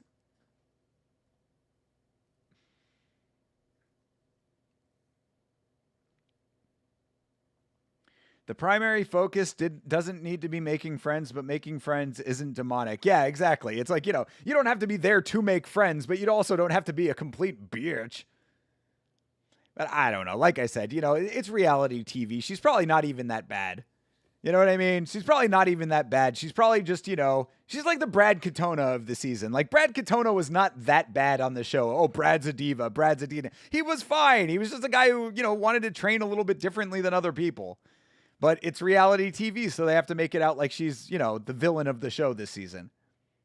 The villain of the show is the fucking guy from episode 1 who headbutted his sparring partner. If they're gonna do Zuck versus Musk, almost they could get Cop versus Poirier. DC the Diamond versus the Law could be a good Apex card. Bro, if they want to do it, I'm here for it, brother. I am here for it. Yes, I did see the clip about Dana talking about doing it at the Coliseum. Those two fucks were never going to fight, bro. Zuck would have done it. Musk would never have done it. Elon Musk would never have taken a fight. That fucking refrigerator-bodied supervillain. Zuckerberg, on the other hand, actually practices jiu-jitsu, though. Oh, gosh. Our Pakistani queen over here apparently vomited when they were doing, cardio testing.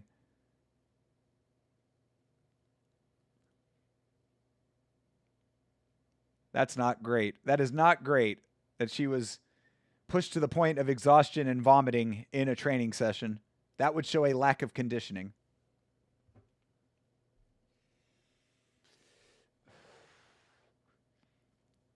Musk is a big dude. It doesn't matter if he's a big dude when it's jiu-jitsu that Zuckerberg practices.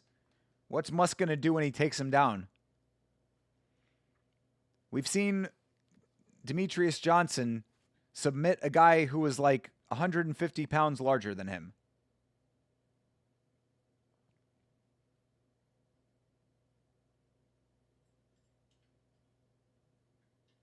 All right, we're getting the backstory from Pakistan over here.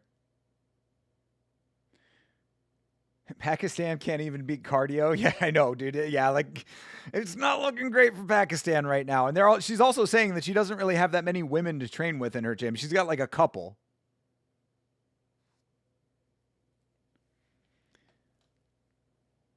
Yeah, see, little nice Amanda, isn't her name Amanda? I think it's Amanda. Yeah, the clogger girl. She's very nice. She's very sweet. She's the only female mixed martial artist representing Pakistan on an international level. This is impressive. Like, I mean, really, legitimately, no, all memes aside, I mean, that is something that she should be proud of.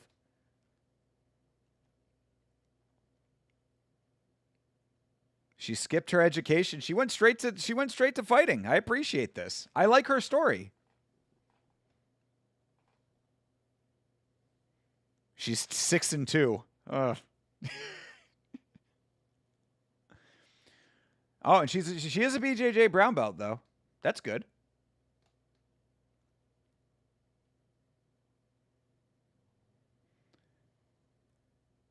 She is a champion of the Pakistani organization Infinite. Her grandma's there dancing. We need to see if we can watch one of those. Where do they broadcast Infinite? Infinite MMA out of Pakistan. I want to watch Pakistani MMA. Who do you think will win the midterm election? I mean, where? I don't know. Probably the Democrats because no one's happy with Trump right now.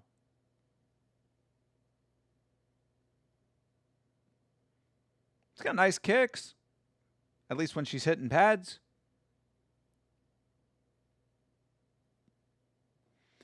She's going to show to the world that Pakistani women can do anything.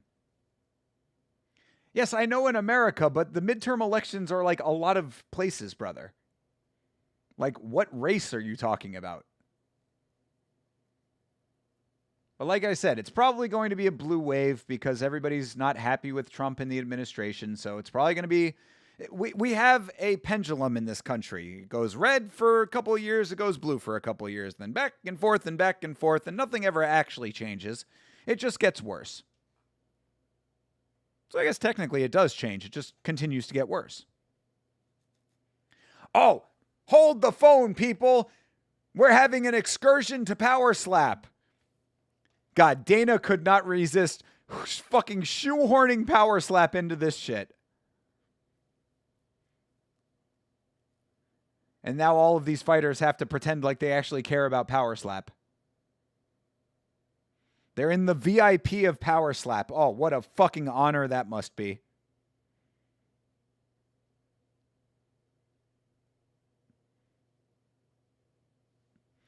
They're all at... What an excursion. You know, in other seasons, they would go out, like, do something fun, you know? They would, like I think Valentina took her team on a helicopter ride, and... You know, sometimes they're going hiking and, you know, doing all kinds of interesting things. But no, this season they are going to Power Slap so that we have a little brand synergy. Sadly, it's going to work on us because you know that we're actually going to be watching Power Slap next month. Oh, I can't wait. I cannot wait. Let me tell you how excited I am for Power Slap. This much.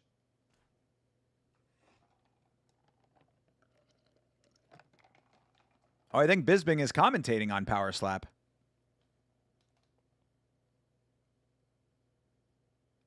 Oh, yeah, I keep forgetting that we have a Dominican fighter on the season this year. Damn right, it's going to work on us. Bleeding Edge, I respect your love of Power Slap. I respect that you are an unabashed Power Slap fan. You own it. Were you there when we found out that you can't download the Power Slap video game anymore? I was trying to download the Power Slap iOS game and you can't get it anymore.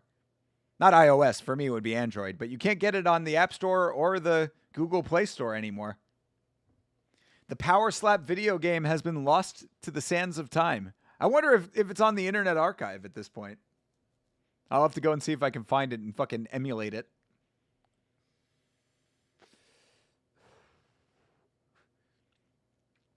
All right, so our little Power Slap commercial is over. We're back in Anita Kareem's camp here. You were devastated? I know, brother. So was I. I wanted those hours and hours of endless entertainment that I would have gotten out of that. All not to be, unfortunately.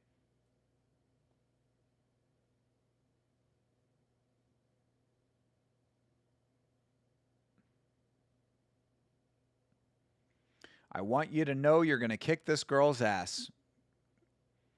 Yeah, DC is definitely seems to be the better coach of the two of these guys, in my opinion.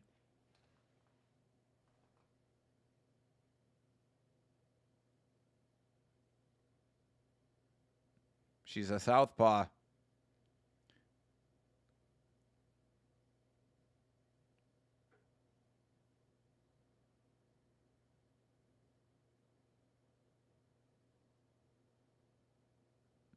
Yes, hey, Rodrigo says Nando, thank you, fucking thank you. Yes, this is the best coaching I have seen on this show. Rodrigo says Nando, he says when you get the knockdown, you want it on the feet. Stand them up. Yo, goated Rodrigo. Goated Rodrigo saying fucking you knock her down, you stand her back up. Don't go to the ground. Finally somebody tells them. I literally was just talking about that on the podcast last night, saying how many fighters just don't know that that's an option, or if they know it's an option, they just don't do it. Literally was saying that about Melissa Mullins, saying you had her rocked, all you had to do was stand her back up. Just take a step back, tell her to stand up. You do not have to go to the ground. Shout out to Rodrigo says Nando, bro.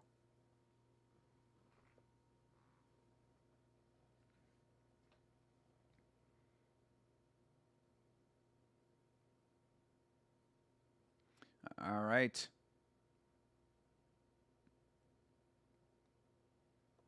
This is the biggest opportunity in her life. Could you imagine if Anita ends up in the organization and they book her against Pooja Tomar? That might be the collision course that the world has been waiting for. That would be pretty crazy, though, if they tried to do that shit.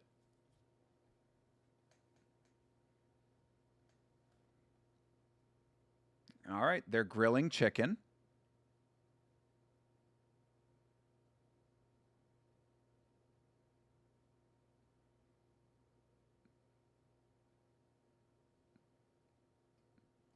All right, so little Gigi Canuto got married when she was 18 years old.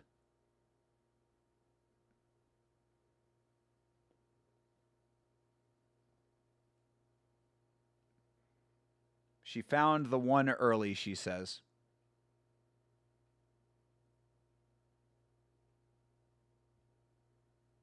She speaks pretty good English. Like, you really, she's got an accent, but her English is pretty perfect. All right, we're hearing her story here. Surprisingly, the girl from Pakistan, Anita, had a pretty basic story.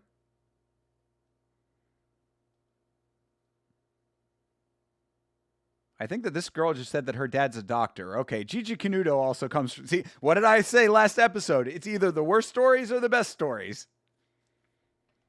Dad is a doctor. She started BJJ when she was young. Kept going. Perfect story.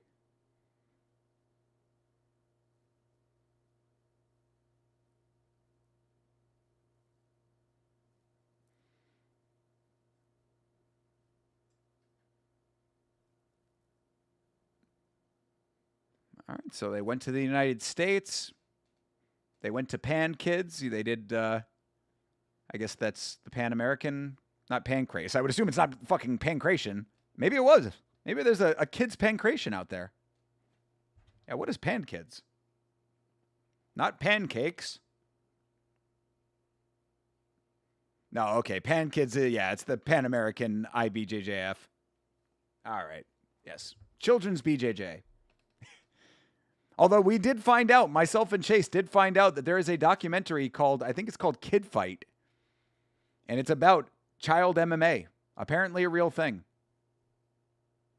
All right. Liam Hill is Gigi Canuto's husband.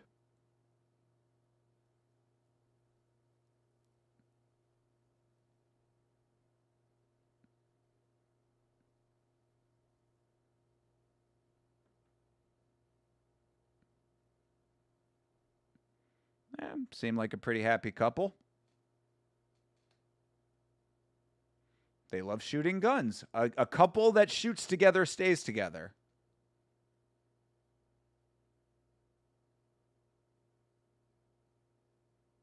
Jesus, she's really into guns. Look at that thing. Got a fucking submachine gun over there. Semi-auto. I knew that that name was familiar. Yeah, she fought on the UFC BJJ. I think I was watching that episode.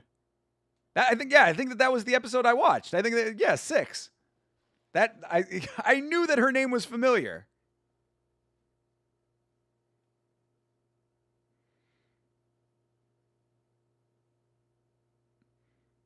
So yeah, she went to she was on UFC BJJ. She went to LFA. She got 2 wins in LFA.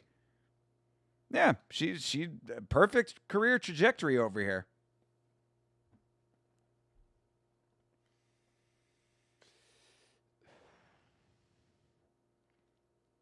Yeah, she got bloodied up in that one fight. Oh yeah, wow, look at that. She had to get her nose stitched up. She got a cut in her nose. And she had to have stitches on the underside of her nose for that. That was kind of crazy.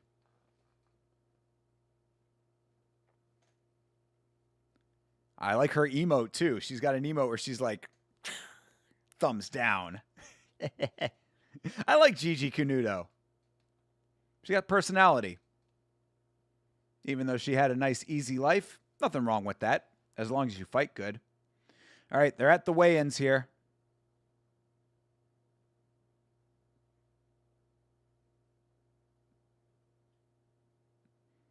Oh, yes, Delphine Benochet or whatever. Oh, they had to bring out the wraparound. They had to bring out the privacy curtain for Anita.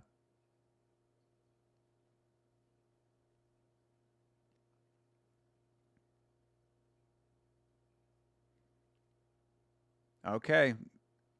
It's not a crazy matchup according to the French lady.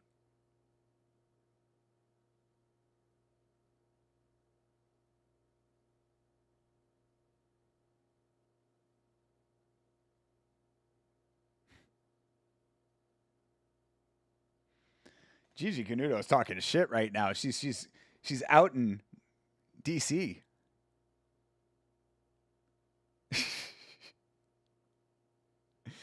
DC admitting it too. He's like, yeah, apparently DC came up to her and said, don't shoot on her.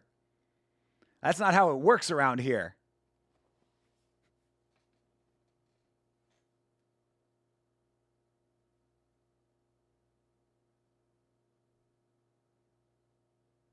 Oh, they're making a bet on it. DC and Bisping.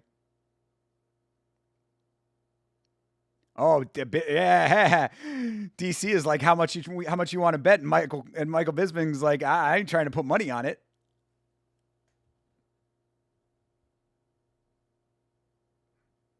Okay, they're betting a nice dinner on it.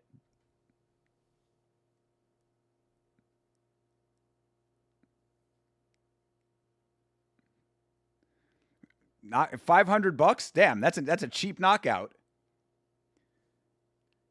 All right, so Gigi Canuto just said that if she knocks out Anita, that Bisping has to DC has to pay her $500.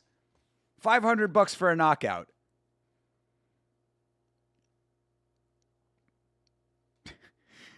That's, it's crazy. Again, $7.7 billion sports organization. This chick is asking for a $500 bonus for a knockout on the Ultimate Fighter. Obviously, they're not in the promotion yet. You know what I'm talking about. Privacy curtain for her as well. All right, she made weight. They both made weight. Middle fingers up to the haters.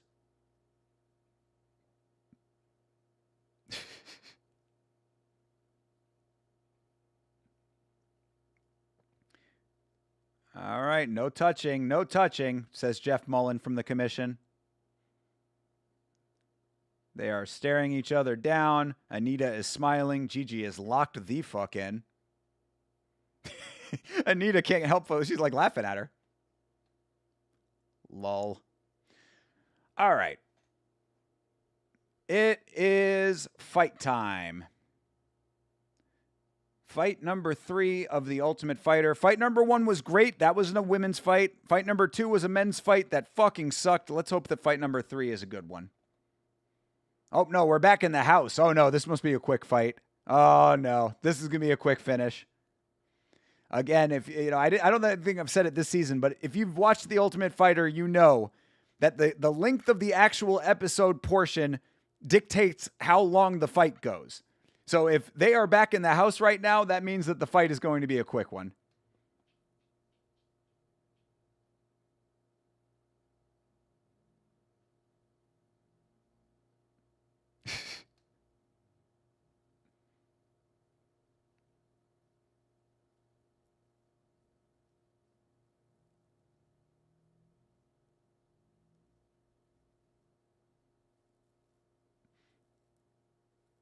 Oh, so they're building Tina up to be an ass kisser / talk behind your back kind of person.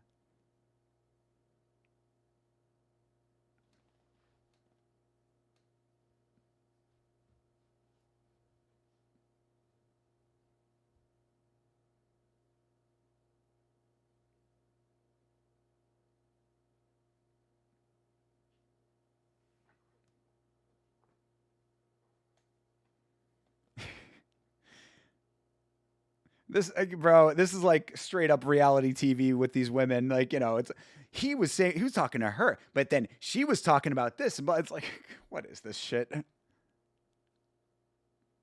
Yeah, just gossip. All these ladies just jawing at each other. Oh, now they're yelling in Portuguese at each other. Like I said, the Brazilians can't help but fight each other on these shows. Generally, it's like other cultures clashing, but always with Brazil, it's infighting.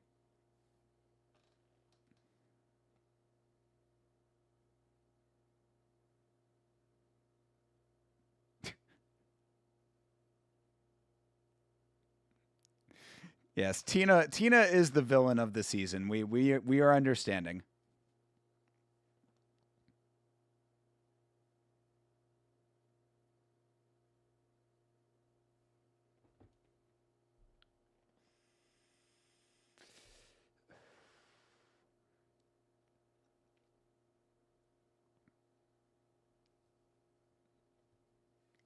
Yeah, talking shit over here. Oh, but Tina's getting emotional about it. She's just an emotional lady. That's the thing, They're trying to make it out like she's a mean girl, but really she's just passionate.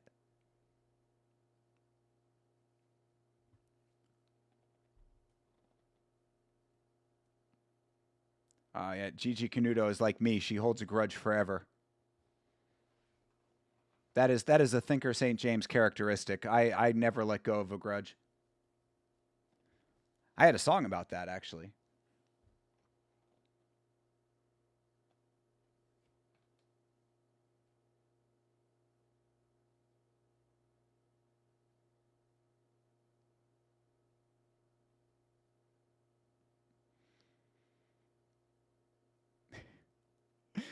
There, she said it. She said it again. She's going to be the greatest female fighter ever to live. Gigi Canuto. Mark it, chat. Clip it. She said it. All right. Yeah, we are coming up. We got about 13 minutes left in this episode, so about 10-minute runtime. This is going to be a short fight.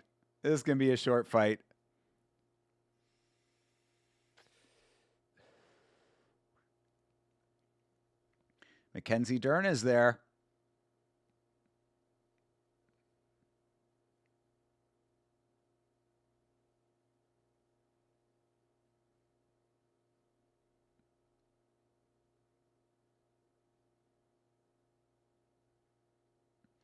I appreciate that they are telling Anita to stand her up. I love this.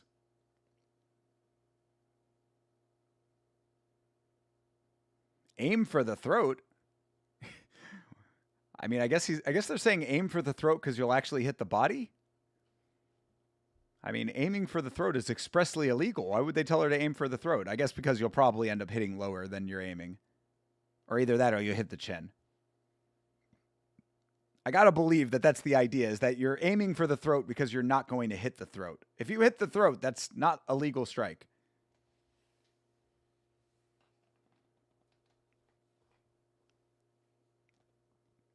There it is. Have the perfect performance. All right. Fucking firebrand Spitfire Gigi over here. Yeah, we really are not getting any cool music this season. They lost all of the Disney rights. You know, Disney has that blanket agreement where they get to use all music that they want. Paramount doesn't have that kind of pull, apparently. All right, Anita walking out of the dressing room. Time to rock. Oh, we do have a little bit of music here. Here to prove the blah, blah, blah.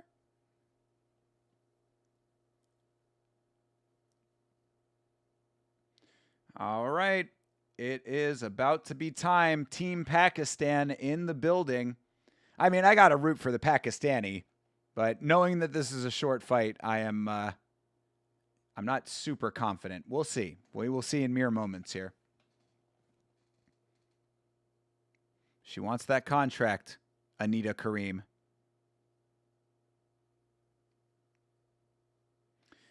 All right. Here we are. Meta Apex. It is fight time. Brooklyn Wren holding up the round card.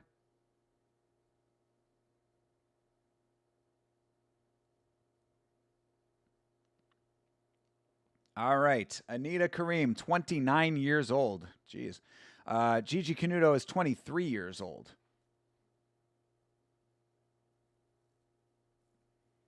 Two rounds with a possible sudden death third round. Mike Beltran, your referee.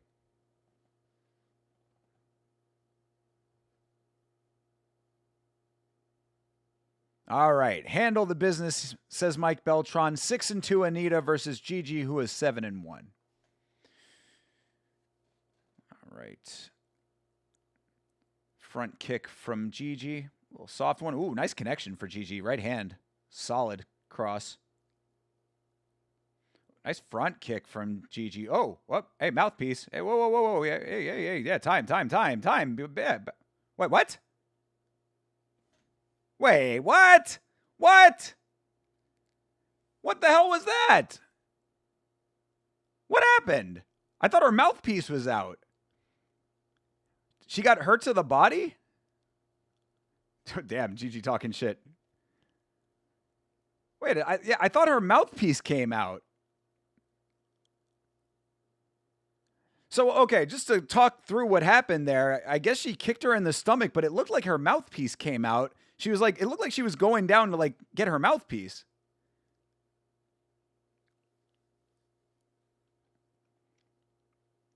Soft in the midsection. Okay, let's see. They're going to play the full fight replay here. So, yeah, she goes for the front kick. She teeps up. She connects to the stomach. She misses that one.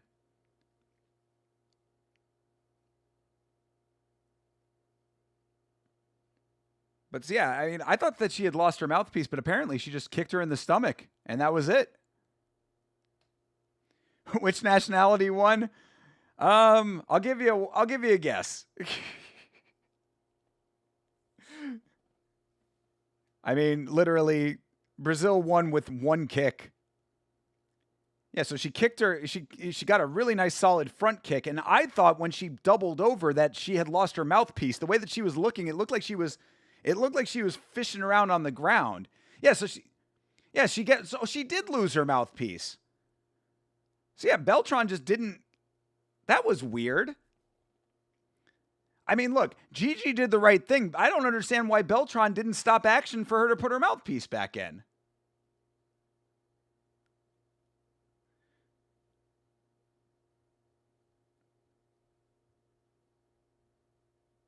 Yeah, that's weird.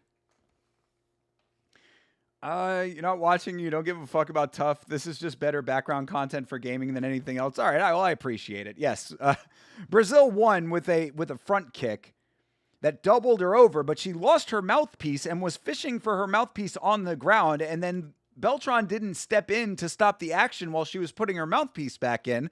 So Brazil came up and attacked, and then the fight got stopped. I don't necessarily agree with how all of that went down, unless I'm missing something. Maybe they said it just looked like she lost her mouthpiece. But yeah, I don't understand how that's an okay stoppage when like her mouthpiece was not in and she was going for it. But like I said, maybe it just looked like that. All right, and Gigi got her $500. All is right with the world. DC paid up. She's waving around 500 simoleons in the air. It was not 500 or dinner. The fucking DC is trying to go back on the deal here. DC is welching on the bet.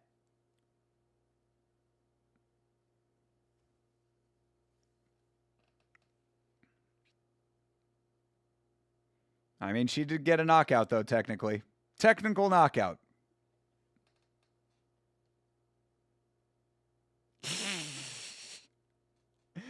No dice, DC. She ain't running it back yet. All right. Well, that was an underwhelming fight, but certainly a fine victory for Gigi Canuto. So much for cool guy DC. Yeah, I'm not too much of a fan of that. Because the bet was that it was Bisping said, I'll buy dinner for your team if my fighter wins or if my fighter loses, and you buy dinner for my team if your fighter loses. And then in the crowd, Gigi said, I'll one up you. And if I knock her out, I get $500. And then DC is like, oh no, it was $500 or the dinner. It wasn't both. It was both.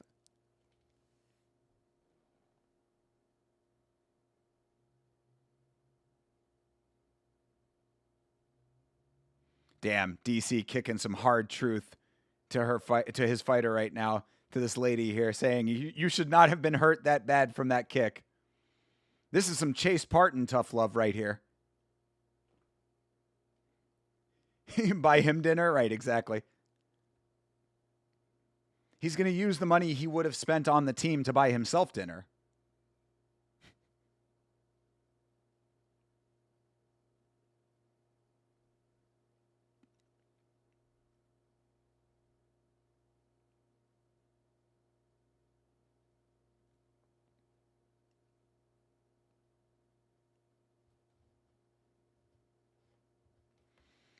Yeah, not a great look for Pakistan, getting kicked once in the stomach and then TKO'd. I mean, technically she got kicked twice, but still. DC couldn't buy himself dinner with the season's budget. It was supposed to be enough money to feed an entire team, but you could still be correct.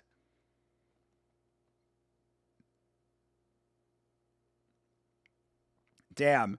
Gigi's still talking shit. Gigi, I will say, like, I don't dislike Gigi Canuto, but she is a shit talker, dude. He was like, oh yeah, I was living in the house with her, so I could see that she had a flabby belly. Honestly, though, I mean, look, that's tape study as far as I'm concerned. She did her research. She knew that she was soft to the stomach. I'm okay with it. John Dong, how are you, sir? Coming in at the end of the stream here as we wrap up episode 3 of The Ultimate Fighter.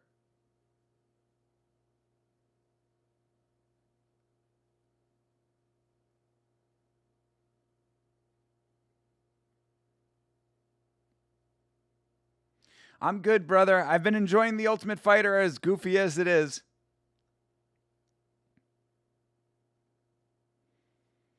All right. Is it Muhammad Ali? Is that actually his name? We did have a dude named Muhammad Ali on the Contender Series. It's not that guy, though. You still sticking with Fiziev? Yes, I am, brother. Yes, I am. I picked him on the podcast, so I'm locked in.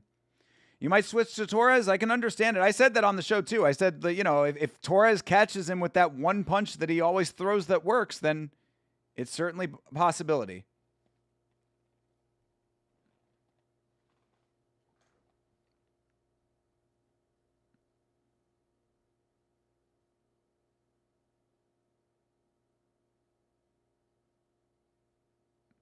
Oh, Muhammad Ali.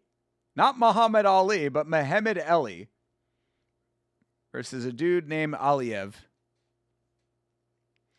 Worried about Fiziev because he gets hit? True. But if you get Torres out of round 1, then you probably have the fight in the bag. So all Fiziev has to do is tank the damage in round 1 and not get knocked out. People say that Torres slows down, but the fight where he gassed out against Ignacio was almost 2 years ago. Fair enough. Yeah, fair enough. But again, I mean, who has he fought since then, though? Not gassing out against Grant Dawson. I guess he did. He was able to keep it on the feet, even though Grant was not, Grant was trying to be a striker in that fight a little bit. Terrible striking, by the way. I have a feeling it's going to be like Bonfim versus Muhammad, where Bonfim had a surprisingly improved gas tank. Yeah, but Bilal was fighting off character again, So I would say if Fiziev fights exactly how he's supposed to fight, we'll see. I don't know. Maybe, like I said, I'll be kicking myself if I'm wrong about it, but it is what it is. I just going off of what Going off of what I know and what I've seen out of both of those guys, I'm locked into my pick on that. But because, like I said, it's what I said. I think I was talking to you about it. I said it on the podcast too. I'm like, if me as a guy who's coming straight from the fight fan perspective, not being an expert on technique whatsoever, if I can recognize the setup for the combo that Torres always throws, then I got to believe that a dude who is a professional fighter who has an entire team of professional coaches surrounding him will also recognize the setup of the combo that he throws. But we will see. All will be revealed. My issue with Fiziev is that he fought better competition, but he's lost to most of them, like against Gaethje and Hoofi. Yeah, but I mean, is Torres of that caliber? Because my thing is, Torres has not necessarily given me the impression that he is like an elite fighter just because he gets a lot of knockouts. It's great that he gets a lot of finishes. That's certainly true. It's awesome that he has a lot of first-round finishes, but does that then mean that you are an all-around, well-rounded elite fighter? I don't know if it does. But again, bro, this is why we watch the sport. We find out week over week, so... Obviously, we will be here early on Saturday, 9 a.m. start time on Saturday. Got to remember that. But we will be here for it. So, good deal. That's why you're stuck? All right, well, keep me posted, brother. Keep me posted on what you decide. But that's going to do it for this stream for me right now, folks. I am going to be calling it a night over here. But, as I have said, Chase Parton, my good friend and co-host, is going to be doing his own watch-along of The Ultimate Fighter tonight so he can get caught up. So if you want to hang out with me, I'm going to be hanging out in Chase's chat. So come on over to Chase Parton's chat. That's youtube.com/@CPSmalls. Here we go. I will even throw it into my chat for you right now. Should be coming up any second. So there's the link. Well, almost. Come on, YouTube. There it is. Yeah, so go over to Chase's chat. When he goes live, come and hang out with me. I'll be in the chat chatting with you guys and watching Chase watch The Ultimate Fighter, because even though it is ridiculously bullshit at this point, we still love it. So either way, guys, I appreciate you as always. You know how much it means to me, especially for you guys who are just hanging out for the sake of hanging out with me, you know. Not watching The Ultimate Fighter, but being here for your boy. You guys are goated. W's all around for you guys. So yeah, I'm going to head over to Chase's chat whenever he gets live, and I will see you probably tomorrow for Inca FC. Yamashow.com for all of your merchandise needs. Make sure to get something cool at yamashow.com. And if I have the time, might be trying to get a video out about Dustin Poirier and his arrest. So we'll see about all of that. I'm not promising that. Depends on how tomorrow goes. So either way, though, I'll see you in the next stream. If I don't see you on the video, whatever the case may be, you know that there's more coming around the corner. As always, Hydra, you're the man, brother. Appreciate you always, dude. And yeah, I'll see you over with Chase in just a little bit. So until then, have a great rest of your night, a great rest of your week, and as always, fight on.